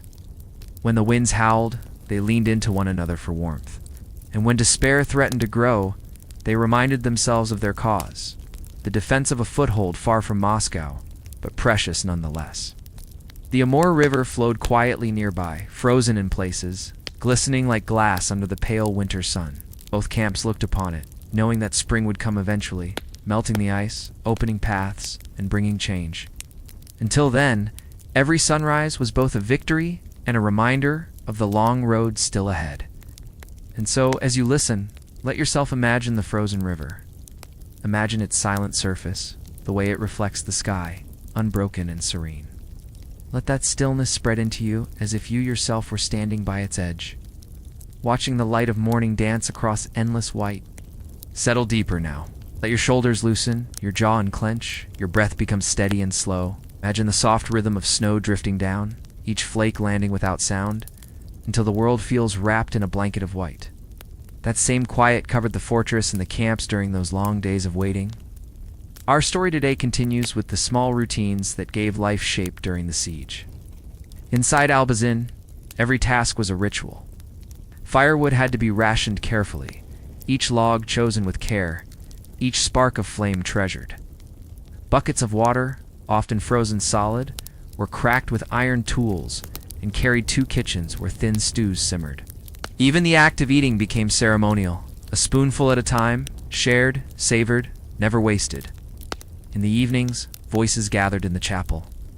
The flickering light of candles cast long shadows on rough wooden walls, while prayers rose like gentle smoke. Some prayed for victory, others for survival, others simply for peace. And outside, beyond those walls, the snow kept falling, as though nature itself were unconcerned with the struggles of men. Across the river, the Qing soldiers also shaped their days with ritual.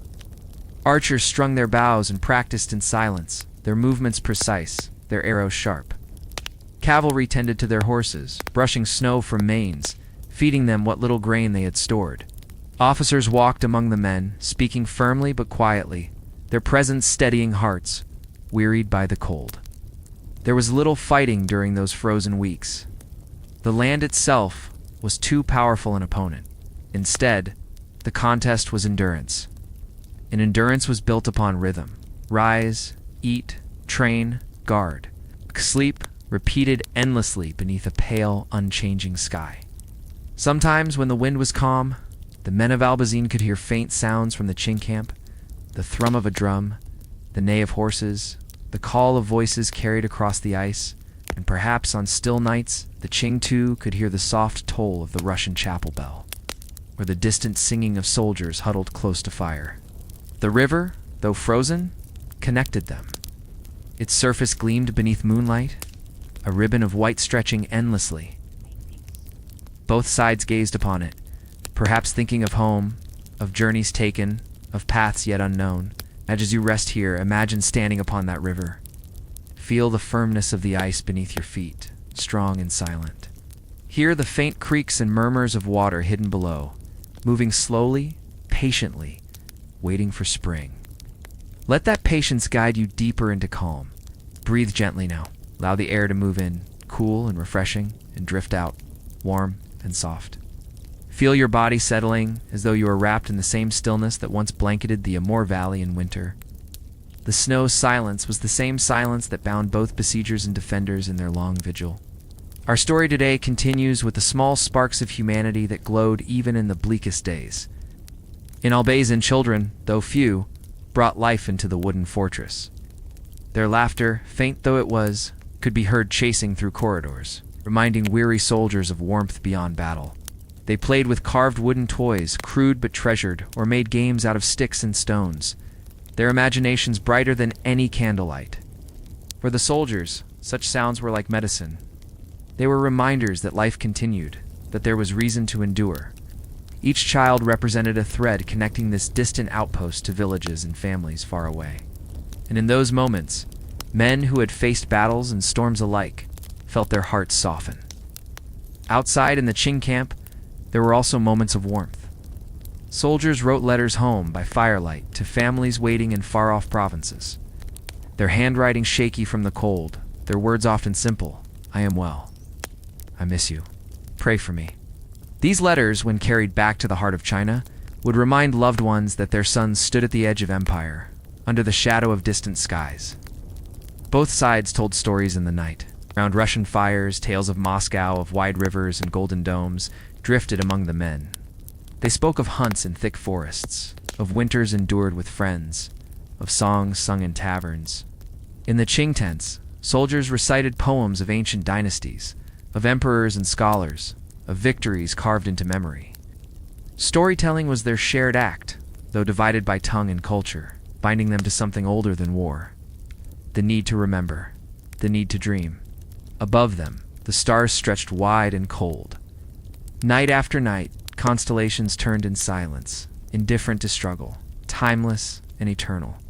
Soldiers on both sides lifted their eyes to those same constellations, wondering perhaps if their families looked upon the same stars far away. And now, as you rest, imagine those stars. Picture their faint glow, scattered like frost across a dark sky. Let their distance soothe you, reminding you of the vastness of time, of the patience of the heavens. Feel yourself becoming lighter as though you too drift among those stars, calm and unhurried, deep and quiet. Sink even deeper now. Feel the weight of the day slipping away, like snow falling softly from a branch. Your breath is slow, steady, and calm. In. A rhythm as gentle as the quiet river ice. Let yourself drift, as though the story is carrying you on a slow, hushed current. Our story today continues within Albazin's walls, where winter pressed harder with each passing week. Food supplies grew ever more precious. Hunters ventured beyond the fortress when the risk allowed, returning with hares, wild birds, or sometimes nothing at all. Every meal became an exercise in gratitude, each morsel stretched carefully, each pot of broth shared among many. Yet, even in scarcity, there was a kind of resilience. A blacksmith worked tirelessly, repairing tools and weapons with whatever iron scraps he could find. Sparks flew in the dim light, tiny stars against the gloom. His hammer rang out softly, a reminder that even in siege, creation still endured. In the Qing camp, survival was no less demanding. Soldiers mended torn clothing, stitched furs together, and learned to sleep in shifts so that fires never burned out completely. Tea was a lifeline, bitter. Steaming cups passed from hand to hand, thawing frozen fingers and giving comfort to tired spirits. Despite the enmity between the two sides, there were fleeting moments when their humanity aligned. Once, when the river thawed slightly, both camps drew water from the same flowing current, their figures mirrored in the ice-edged surface. They did not approach one another, yet for a brief instant, it seemed as though the boundary of war thinned, leaving only men beside a river. Inside Albazin, nights grew long. A priest led prayers beneath flickering candlelight, his voice calm, steady, and reassuring. He spoke of endurance, of the eternal rewards of faith, of the hope that spring would come, as it always had, even after the harshest of winters. His words gave the weary something to cling to when despair threatened to creep in. And outside, the wolves howled once more. Their cries echoed across the snowfields, a haunting reminder that nature was the true master of the land. Both Russians and Qing listened to those howls, some with unease, others with strange comfort. The wolves had always been there, long before forts and armies, long before borders and banners. And as you rest here, let yourself hear those distant howls, not sharp or frightening, but soft, like echoes fading into the distance. Each one guiding you further into calm, further into dream, where time slows, and you are safe within the embrace of night. Let yourself drift deeper now, as though the snow itself were covering you in a soft blanket of quiet. Breathe in gently, cool and steady, and breathe out with ease, warm and soothing. With each exhale, let go of any remaining tension, as though it is dissolving into the frosted air around you. Our story today continues with the stillness of February. By then, the fortress of Albazin had taken on a rhythm of endurance, where every task was deliberate, every action measured against the cold. Soldiers reinforced the palisades with earth and ice, knowing that walls alone could not shield them from hunger, but still they worked for work, kept despair at bay. Inside the fortress, families huddled close together. Mothers told children stories by the fire, weaving tales of brighter days, of summers filled with green meadows, of harvests and feasts.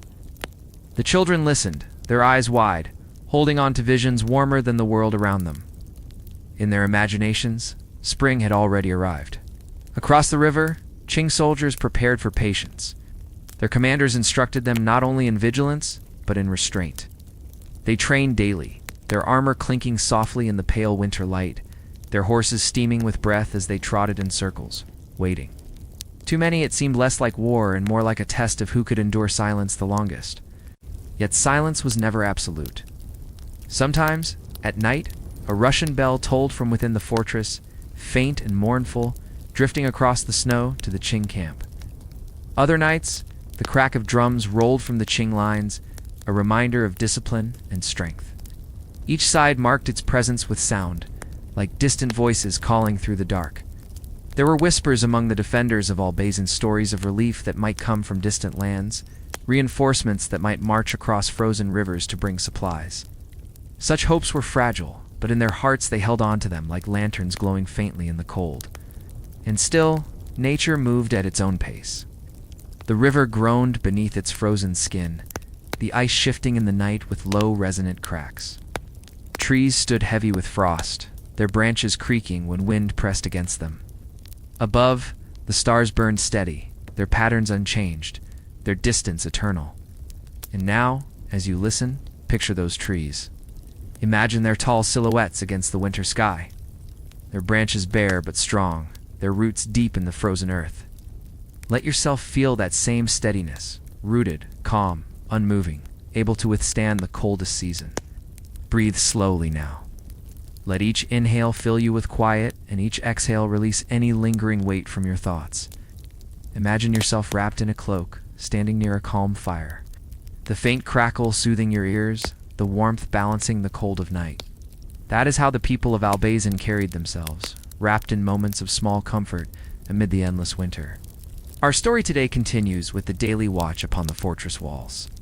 Soldiers leaned against rough timbers, scanning the snowy horizon, their eyes narrowed against the glare of sun on ice. They saw the plumes of smoke rising from the Qing camp, constant and steady, a reminder that their opponents endured just as they did. No one dared grow careless, for both sides knew that waiting was a weapon, as sharp as any blade. Within the walls, life sought patterns.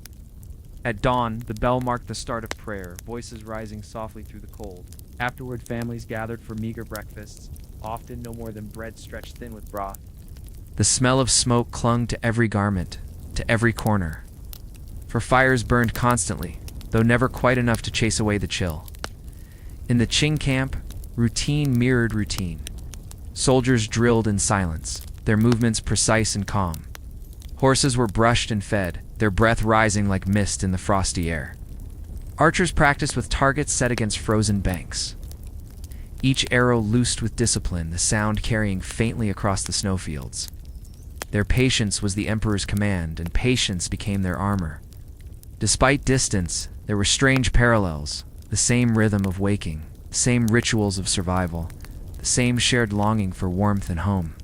At times, when the wind shifted just right, one camp could hear the faint notes of song from the other. Different tongues, different melodies, yet both carried the weight of longing.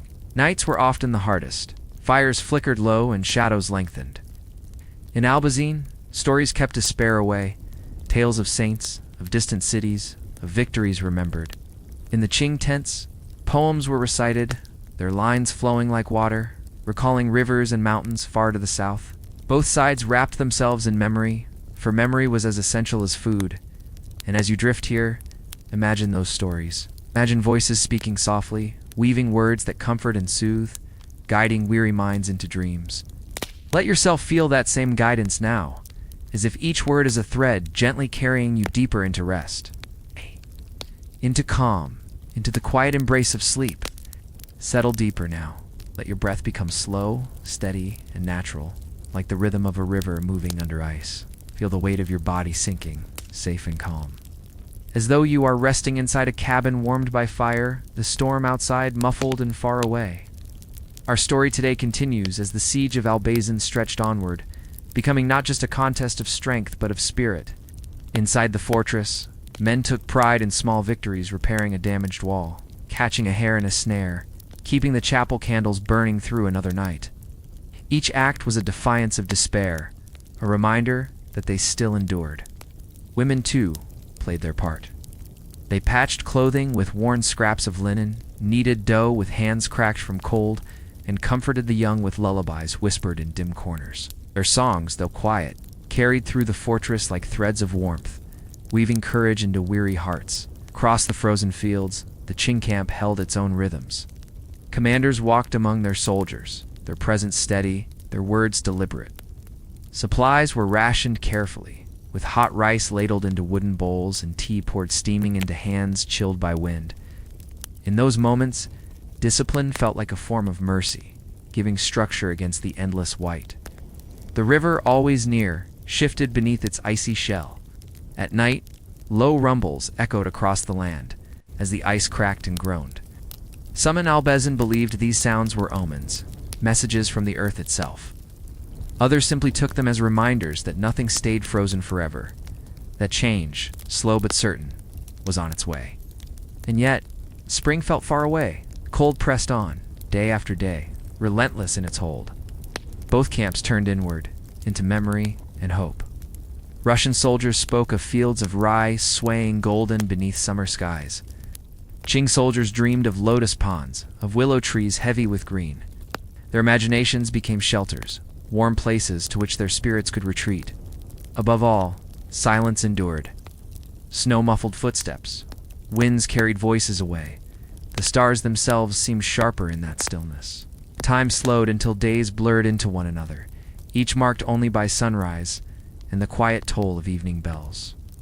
And now, as you rest here, imagine that silence. Imagine it stretching wide, endless and calm, like a soft blanket drawn over the world. Let it cover you too, soothing, protective, carrying you further into peace, deeper into the gentle pull of sleep. Take another slow, steady breath. Feel your chest rise and fall as if in harmony with the quiet rhythm of snow drifting downward. Each inhale brings in calm, each exhale lets go of the weight of the day. Let your body soften, as though you are sinking into warm straw by a glowing hearth. Our story today continues with the fragile balance of endurance within Albazin. The defenders, though weary, still found ways to keep their spirits alive. Some carved small crosses or tokens from scraps of wood, carrying them as charms against despair. Others kept journals, scratching words onto scraps of parchment, recording the daily trials, the prayers, the fleeting joys.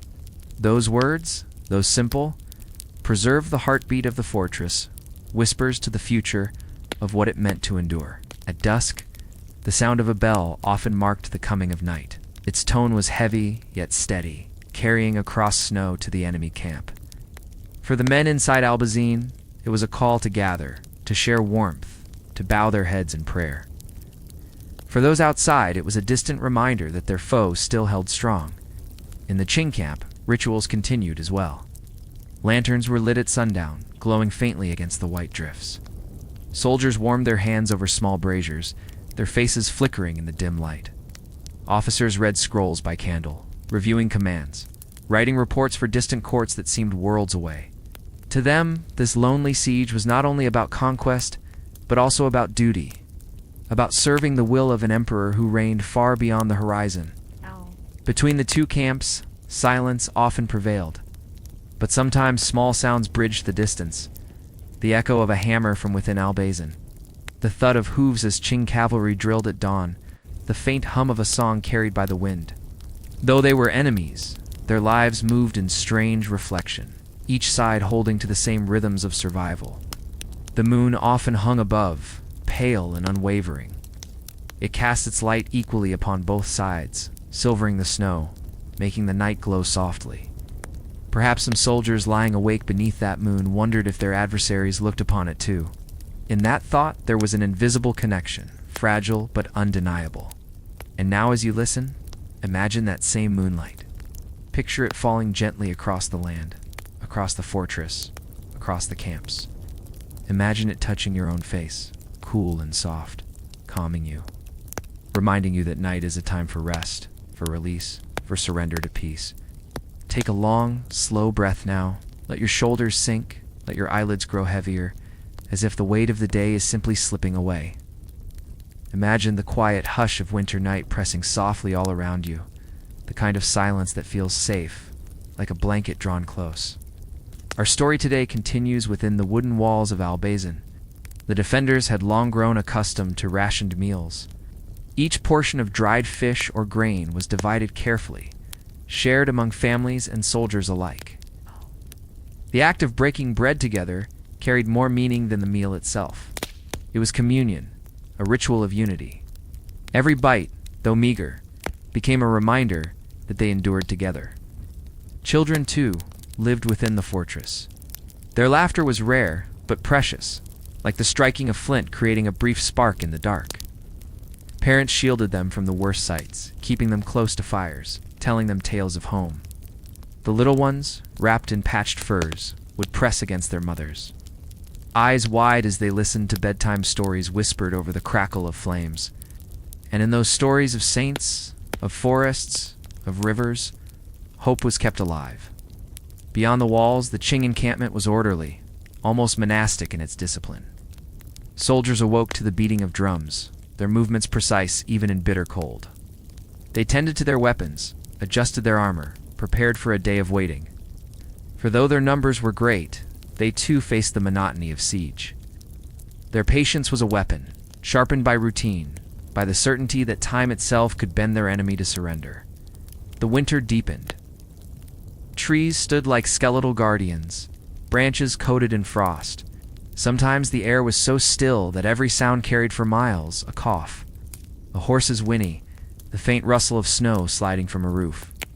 In that eerie clarity, both sides were constantly aware of the other, bound together in silence, in vigilance. Inside Albazin, nights were long. The guards who patrolled the walls wrapped themselves in heavy cloaks, stamping their feet against the cold. Above them, the stars burned bright, untouched by war. The Milky Way stretched overhead, eternal and indifferent, a reminder that the world was vast and their struggle but a moment within it. Yet even in such vastness, the human spirit clung to survival, to the simple desire for dawn. And as you drift deeper into calm, imagine yourself among them, feeling the warmth of a small fire, hearing the faint murmur of voices, knowing that even in hardship, there is closeness, there is resilience, there is rest. Breathe slowly, through the nose and out through the mouth. Let each breath carry you further into calmness, into that soft rhythm of night. The firelight flickers gently in your mind, casting shadows that sway like dancers on wooden walls. You're safe here, warm, listening. Yes. Our story today continues at the edge of the Amur River, frozen thick and gleaming beneath the pale light of the moon. The river was both a barrier and a lifeline. For the defenders of Albazin, it represented distance from home, but also the possibility of supplies, of connection, if only the ice could be crossed unnoticed. Yet the winter made such journeys perilous. Yes. The ice cracked unpredictably, and the vast expanse left little room to hide from watchful eyes. Within the fortress, the Russian commander gathered his men often. Maps were spread upon rough wooden tables, ink smudged and stained from gloved hands pressing down in urgency. Discussions were hushed but tense. How much food remained? How long their gunpowder would last? Whether reinforcements might come before spring thaw? Each meeting ended the same way, with a nod of determination and a return to duty. Survival depended not on certainty, but on belief. Meanwhile, in the Qing encampment, strategies were also whispered over parchment. Their leaders studied not just military tactics, but the sky itself. For in that time, the stars were not mere ornaments of the heavens, but guides, calendars, and omens. Astrologers read the movements of constellations, searching for signs of victory or warning. Fires were fed carefully, their smoke rising like thin ribbons against the night, a reminder of discipline even in stillness. As days melted into weeks, the atmosphere around the fortress grew surreal. Snow covered the battlefield in a pristine sheet, disguising the scars of trenches and cannon fire. In the silence, one could almost forget the siege until the sound of distant drums echoed, low and steady, reminding all that they were never free from watchful eyes. Inside, the people clung to rituals. Every evening before sleep, prayers were murmured. Icons were kissed, small flames lit. These simple acts gave rhythm to life, anchoring them to something greater than their struggle. For though the walls were made of timber and earth, the true fortress was built of faith, of memory, of endurance. And now, as you lie here listening, feel yourself slipping into that rhythm too, the steady beat of breath, the quiet pulse of life, the assurance that night is only a bridge to another dawn. Drift deeper now. Let your eyes grow heavy, as though they are shutters slowly closing against a gentle night wind. You are surrounded by warmth, the crackle of a hearth in your imagination, and the soft hush of history unfolding like pages of a book. Our story today continues in the bleakest weeks of winter, when both sides of the siege felt the weight of time pressing down. The Russian defenders rationed their bread to slivers, hard and dry, softened only when dipped into hot water flavored faintly with herbs. Sometimes there was only broth made from bones, simmered for hours until every trace of nourishment was coaxed into the pot. Hunger was constant, but the will to endure remained unbroken. On the Qing side, the vast camp stretched like a city of canvas and smoke. Soldiers rose before dawn to drills, their breath visible in the frozen air. Horses were blanketed and guarded, for they were as vital as any weapon.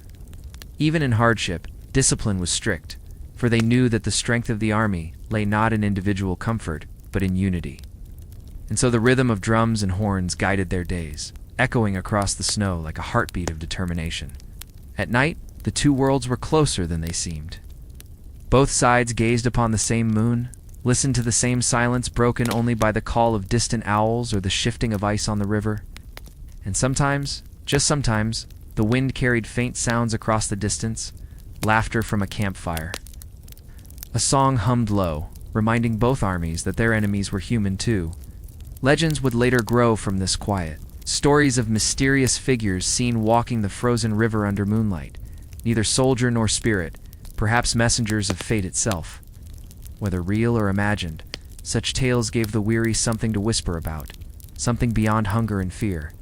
Inside the fortress, children, yes, for some families had come to, found ways to play even amid danger.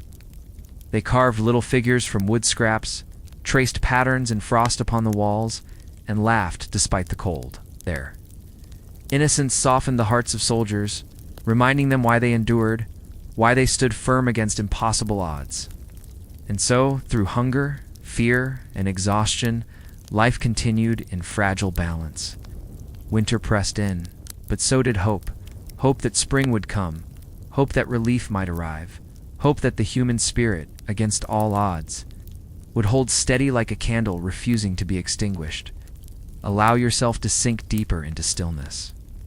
Notice your breath, slow and calm, as though each inhale is a soft breeze moving through tall winter pines, and each exhale is a sigh of comfort released into the night. Our story today continues with the slow turning of the year, the siege dragging on, becoming less a matter of battle and more a contest of patience and endurance. The frozen earth around the Russian fortress was marked with trenches dug by the Qing army, deep scars across the snow that glimmered faintly beneath the pale sun. From these trenches, soldiers kept watch, day after day, never fully resting, never fully turning away. Inside the fortress, the defenders endured with resilience. Their walls of timber, strengthened with earth and ice, seemed almost to fuse with the land itself, as though nature had become their ally. And yet, the cold crept in through every crack, every crevice, so that men slept in thick furs. Pressed close together for warmth, the embers of their fires glowing faintly in the dark, like watchful eyes. Still, there were moments of surprising tenderness. Mothers lulled their children with lullabies that floated gently in the frozen air, the melodies simple, soothing, and timeless. Your soldiers carved rosaries or tokens out of bone and wood, gifts for loved ones waiting far away. And priests within the fortress whispered prayers, not only for victory, but for peace, for an end to the endless waiting, the gnawing uncertainty, the bitter cold.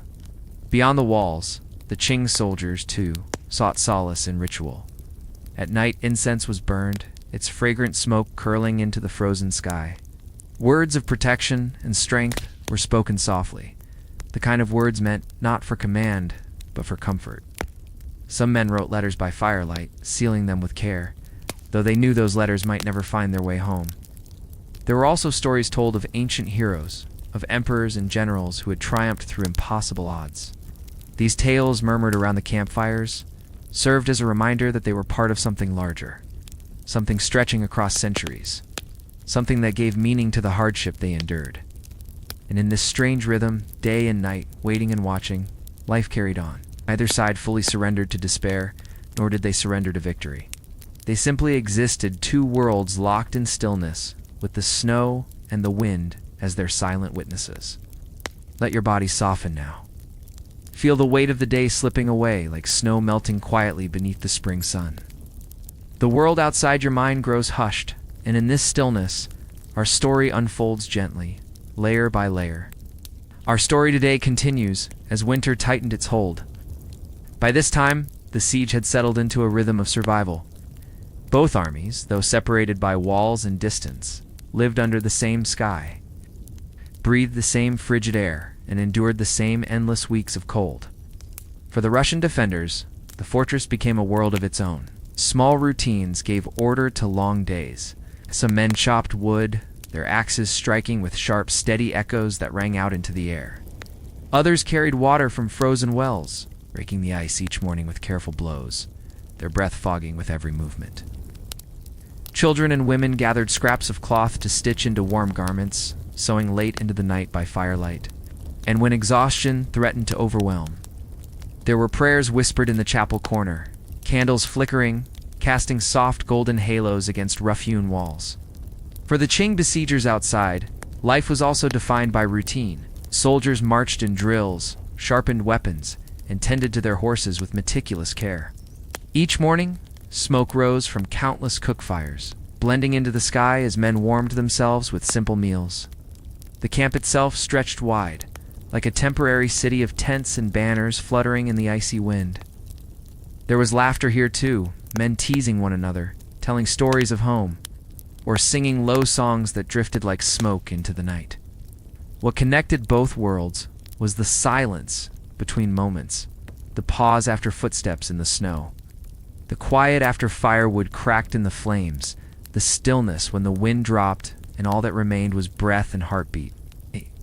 In these silences, both sides thought of home. out of villages and fields now far away. A family's waiting, uncertain. A future's imagined, though clouded by war. And sometimes, there was the strange thought that perhaps their enemies, those unseen faces across the walls, were thinking the same thing.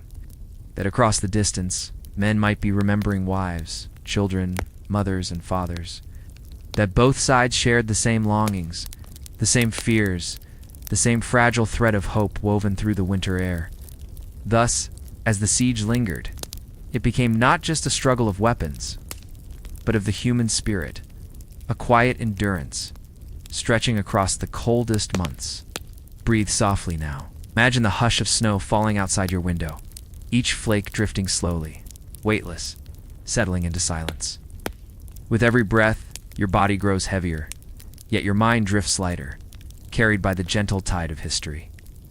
Our story today continues as the siege of 1686 reached its most delicate stage.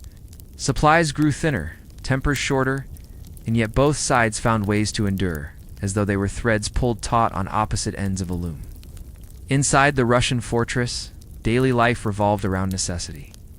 The soldiers kept guard upon the ramparts, their fur-lined hats dusted with frost, their eyes scanning the white expanse beyond the walls. Beneath them, in the dim rooms carved out for warmth, families gathered close to the hearth. The fires burned with a steady crackle, the smell of smoke clinging to every garment, every blanket. Meals were modest, often little more than boiled grain or dried fish, but they were shared with quiet gratitude, by a reassurance that survival was still possible. When the cold became unbearable, people found solace in stories. An elder might tell of Moscow, far to the west, with its grand churches and bustling markets. Another might recall the warmer summers along the Volga, when rivers shimmered and meadows bloomed. For children, these tales painted pictures far brighter than the fortress walls around them, and even the adults closed their eyes, imagining green fields instead of frozen earth. Meanwhile, outside the fortress, the Qing soldiers faced the same bitter winds. They slept in tents lined with felt, their boots set close to the fire each night to keep them from stiffening with frost. When rations were distributed, rice and millet were boiled into thick porridge, steaming bowls passed hand to hand. The crackling of fires, the neighing of horses, the rhythmic calls of officers, these sounds filled the vast camp, keeping spirits alive. At times a hush fell over everything, broken only by the caw of a raven circling above, or the creak of ice shifting on the river. These moments reminded every man, defender, and besieger alike of the vastness of the land, the indifference of winter, and the fragile nature of human endurance. And yet, despite hardship, life persisted. Children laughed inside the fortress, soldiers sang around fires in the camp. Somewhere in the stillness, hope quietly endured, flickering like a candle against the darkness of the cold. Close your eyes a little more now. Let the world around you fade, until all that remains is the warmth of your breath and the gentle rhythm of words. Imagine the faint glow of lantern light, the soft rustle of wool blankets, or the crackle of distant firewood. Sounds that comfort, sounds that soothe. Our story today continues, as weeks blurred into months. The siege becoming less about swords and muskets and more about resilience. It was as if both sides had entered into a quiet conversation with winter itself, testing who could withstand its cold embrace the longest. Inside the Russian fortress, mornings began before dawn. The first light, dim and pale, filtered through narrow openings in the walls. Men rose stiff from sleep, rubbing their hands to bring life back into numb fingers. Women tended to fires, coaxing sparks into flames with careful breaths, while children, still drowsy, clutched at fur-lined blankets. Breakfast, if it could be called that, was simple, often a thin porridge or bread stretched with whatever ingredients could be found. Yet each meal was taken as a small victory, a quiet statement. We are still here. Beyond the walls, the Qing camp awakened with its own rhythm. The sound of drums carried through the frosted air, calling soldiers to order. Horses whinnied, stamping hooves against frozen ground, their breaths steaming like smoke.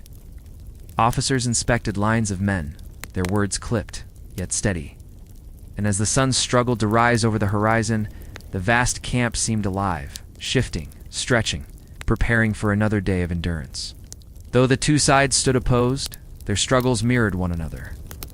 Both shared the endless cold. Both shared the hunger. Both shared the silence of nights where the stars burned sharp and bright, hanging above the earth like scattered embers. At times, snowstorms swept over the land, erasing the lines between camp and fortress, between soldier and civilian. In those moments, all were equal before nature. Snow piled high against walls, tents bent beneath its weight, and winds howled so fiercely they drowned out even the boldest of voices. The world became a blur of white, and survival was reduced to the simplest acts: keeping fire alive, keeping bodies warm, keeping spirits steady.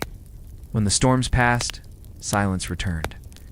And in that silence, there was reflection on the futility of endless waiting, on the fragility of human strength, and on the quiet but unyielding hope that spring would someday arrive.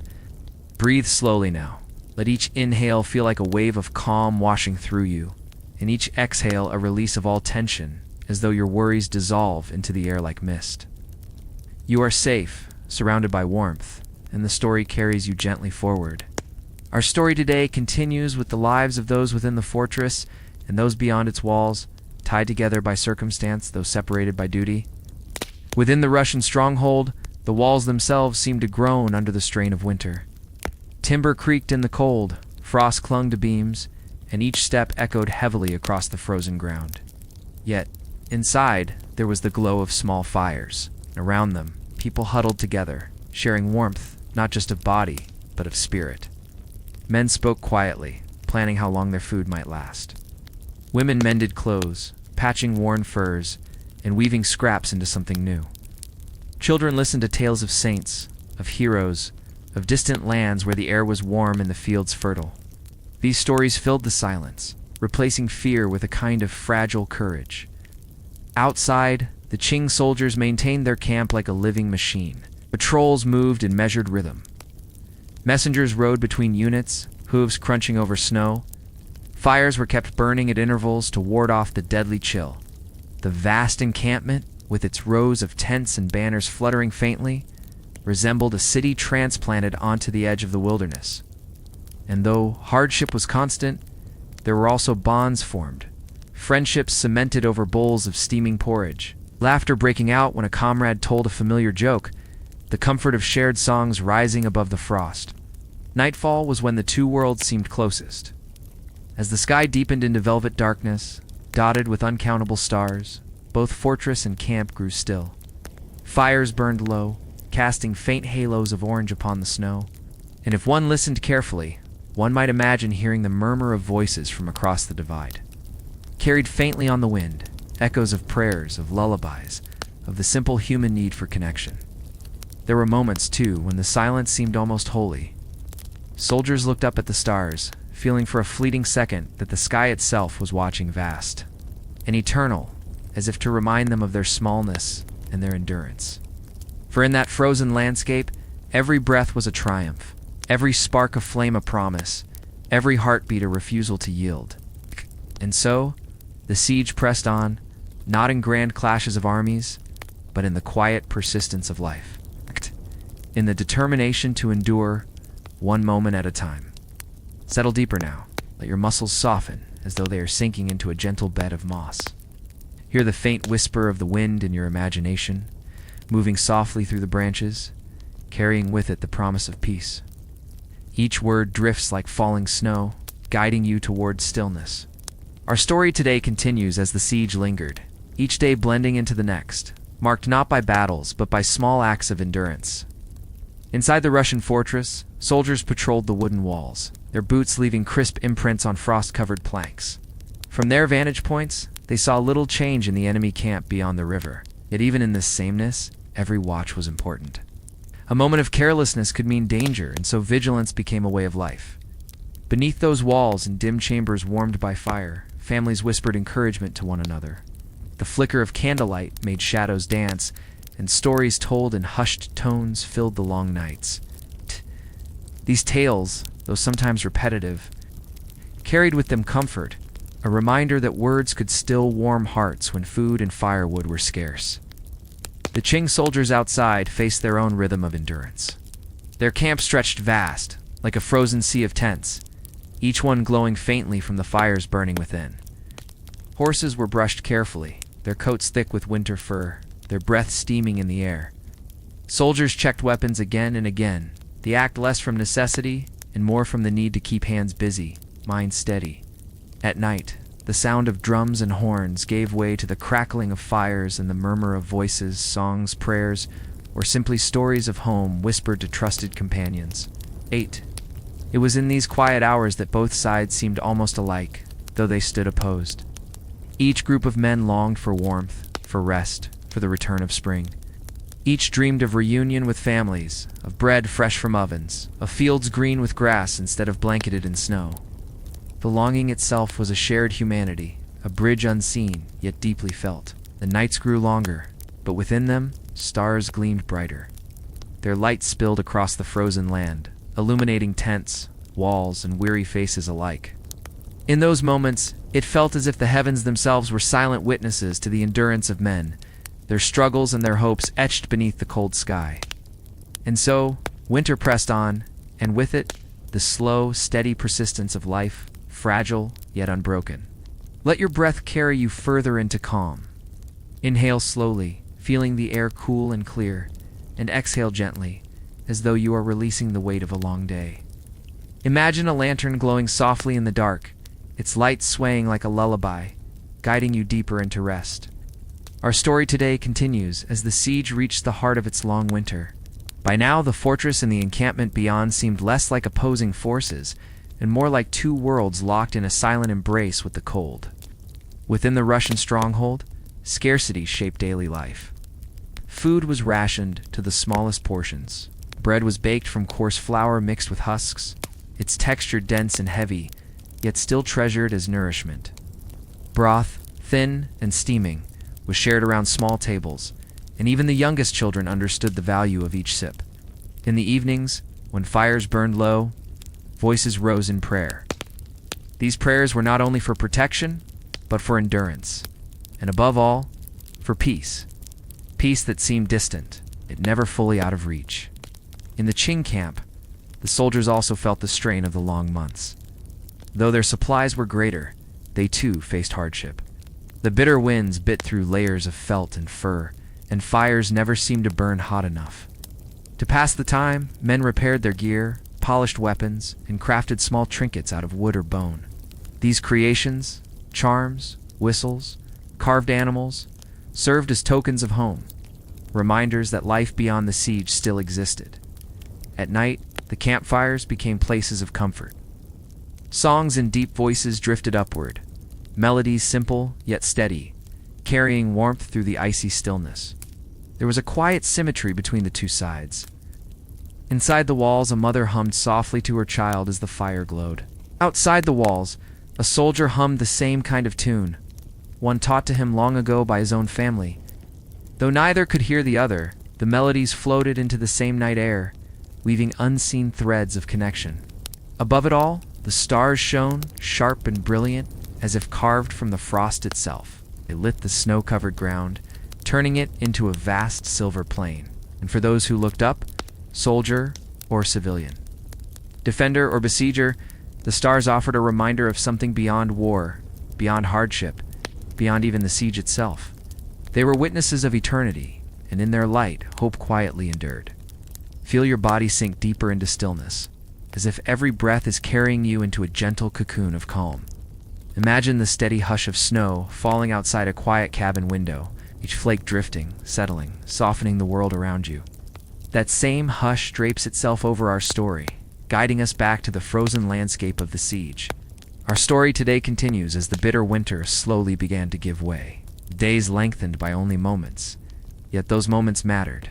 A pale sun lingered a little longer over the fortress and the camp, casting light on weary faces. The fortress walls, once coated in ice, began to glisten with trickling rivulets. Soldiers and civilians alike noticed the change, and with it, a whisper of hope stirred. Inside Albazin, the people began repairing their defenses with renewed strength. Though weakened by hunger, they patched the breaches in the walls, replaced broken timbers, cleared the snowdrifts that had piled against the gates. The work gave them purpose, and with purpose came determination. Children carried stones, men shaped logs, and women prepared what little food remained to sustain the labor. Each person, in their own way, became part of the fortress itself, strong and enduring. Beyond the walls, the Qing forces too prepared for the changing season. Supply wagons traveled more easily over the thawing ground, bringing goods from distant outposts. Horses grew restless as the earth softened, their hooves striking the thawing soil with impatient rhythm. And the commanders met often, gathering in warm tents where maps were unrolled and plans discussed late into the night. They knew that the season of renewal would bring decisive action, and so every detail was weighed with care. Yet despite the strategies, there was a lingering quiet. For as spring approached, the earth seemed to sigh in relief. Birds returned to the riverside, their songs weaving into the fabric of the days. The frozen Amur began to crack and flow once more, carrying ice downstream with a sound like distant drums. Even the trees stirred awake, their bare branches hinting at buds. Life was moving forward, gently but insistently, as though reminding both sides that no winter, however harsh, lasted forever. And in the evenings, when the pale sky darkened and fires burned low, a stillness returned. Inside the fortress, people gathered close, telling stories of past harvests and festivals, reminding themselves of brighter days. Outside, soldiers lifted their gaze to the stars, each one holding silent thoughts of home. Across the divide, hearts ached for peace, though few dared to voice it aloud. Beneath the surface, hope was blooming, delicate as the first shoots of spring. Take another deep breath, let it flow softly out, like the slow melting of ice under the gentle warmth of the sun. Feel your shoulders loosen, your jaw unclench as your body drifts deeper into a quiet rhythm. The world beyond this moment fades, and our story carries you forward, as smoothly as a river in springtime. Our story today continues, with the fortress of Albazin still standing, yet weary. Supplies within its walls remain scarce. The defenders rationed carefully, sometimes boiling leather scraps or stretching meager grain to feed entire families. And yet their spirit had not broken. The rising sun each morning gave them the strength to continue, and they took pride in every day they endured. For every dawn was proof that they had not been defeated. The Qing commanders meanwhile faced a different challenge. They possessed strength in numbers, but sustaining an army in such a remote and unforgiving land was no simple task. Supply caravans creaked across long distances, vulnerable to ambush and weather alike. There were moments when their vast encampments, filled with tents and horses, seemed as fragile as the fortress they besieged. Yet their leaders pressed on, for they carried not only weapons, but also the weight of their empire's expectations. Between the two sides, the Amur River began to thaw fully, its waters swelling with melted snow from distant mountains. The sound of rushing water filled the air, a reminder of time's steady passage. Along its banks, both the besiegers and the besieged drew water, sometimes glimpsing one another across the current. There were no words exchanged, only watchful eyes. Yet in those fleeting moments, there was something almost human recognition that both endured the same cold winds, the same hunger, the same longing for rest. At night, the fortress fires glowed dimly, while the camps outside shimmered with countless lanterns. The sky above stretched wide and star-filled, as if to remind all who looked upward of their smallness within the vast world. Sometimes the northern lights danced faintly, green ribbons shimmering across the heavens. Both Russian settlers and Qing soldiers paused in awe when such lights appeared, their struggles momentarily forgotten as beauty washed over them like a blessing. And so, the siege lingered, not in fiery battles alone, but in the quiet endurance of countless souls. The story of Albazin was as much about patience as it was about force. Each person played their part, holding on through frost and thaw, waiting for the turning of fate. For in the stillness of waiting, history was quietly being shaped. Breathe deeply now, dear listener. Let the air flow in, filling your chest gently, and let it drift out, as though carried by the slow current of a river.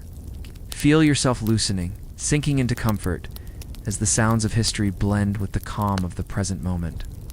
Our story today continues, with the summer warmth beginning to settle over the Amur region. The frozen land softened, and with it came both relief and new burdens. For For the defenders within Albazin, the thaw meant gardens could be planted once more. Small patches of earth inside the walls were turned over, seeds scattered with hope that something green might rise before hunger grew too severe. Children helped with tiny hands, while weary elders whispered blessings over the soil. Outside the fortress, the Qing soldiers adjusted their camps to the shifting season. Mud replaced snow, and supply wagons struggled through soft ground. Horses sank up to their knees, their breath heavy as they pulled. Yet the commanders drove them onward, for they were determined to starve the fortress into surrender. Patience, they believed, would bring victory more surely than bloodshed alone. Yet patience was not without cost. Disease crept through both camps, whispering its presence in fever and cough. In the fortress, crowded quarters made illness difficult to contain. In the besieging camps, thousands of men lived side by side, vulnerable to the same creeping weakness. Healers on both sides burned herbs, prayed softly, and tended wounds with the knowledge they had. But often it was not enough. The siege, it seemed, was fought as much against nature as against men. Still, amid hardship, life went on. In the evenings, defenders sang softly around their hearths. Voices low and steady, songs of distant homelands and of faith unbroken.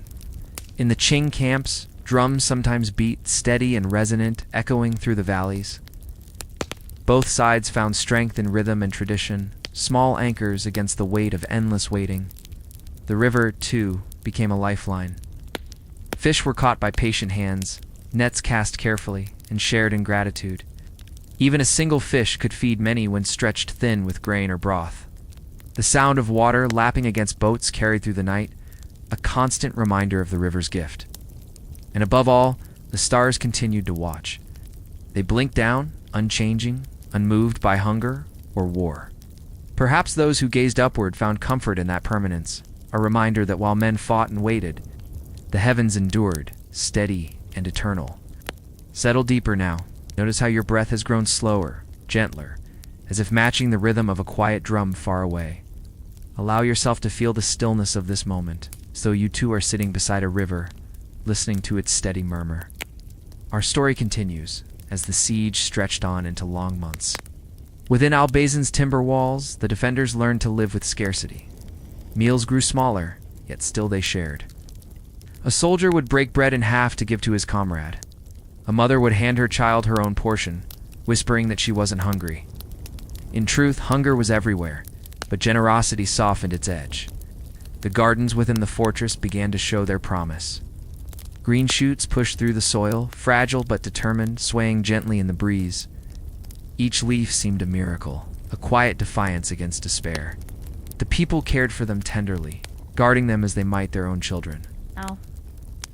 Every sprout was hope given shape. Beyond the fortress, the Qing soldiers built more elaborate earthworks, mounds and trenches that circled Albazin like a tightening noose. Watchfires burned at night, their smoke curling into the dark sky, forming shadows that flickered across the river's surface. Yet even here, in the heart of siege, moments of beauty persisted. The wildflowers bloomed along the edges of camp, bright colors peeking through mud and stone. Oh. Birds returned, their songs carrying through the morning air, as though untouched by the struggles of men. There were stories told in both camps. Round fortress hearths, tales of saints and ancient warriors were recited, voices rising and falling like gentle waves. Around Qing fires, legends of emperors and celestial dragons wove their own spell, reminding the soldiers of their place in history's grand tapestry. Storytelling, soft and steady, became a bridge across exhaustion. Words gave comfort when food and strength were scarce. At times, silence fell heavy over the land. No arrows flew, no drums beat, no voices called. Only the sound of wind sighing through tall grass and the distant cry of a crane broke the stillness. In those moments, it was easy to forget the siege and imagine instead a land untouched, vast and eternal, where rivers flowed and stars glittered, as they had for centuries before men built fortresses or carried banners into war. Breathe softly now. Notice how calm you feel, as if your body is melting deeper into rest with each word. The heaviness of your eyelids is natural, safe, and comforting. Let yourself drift further into this story, where time moves slowly, like ripples across a quiet pond.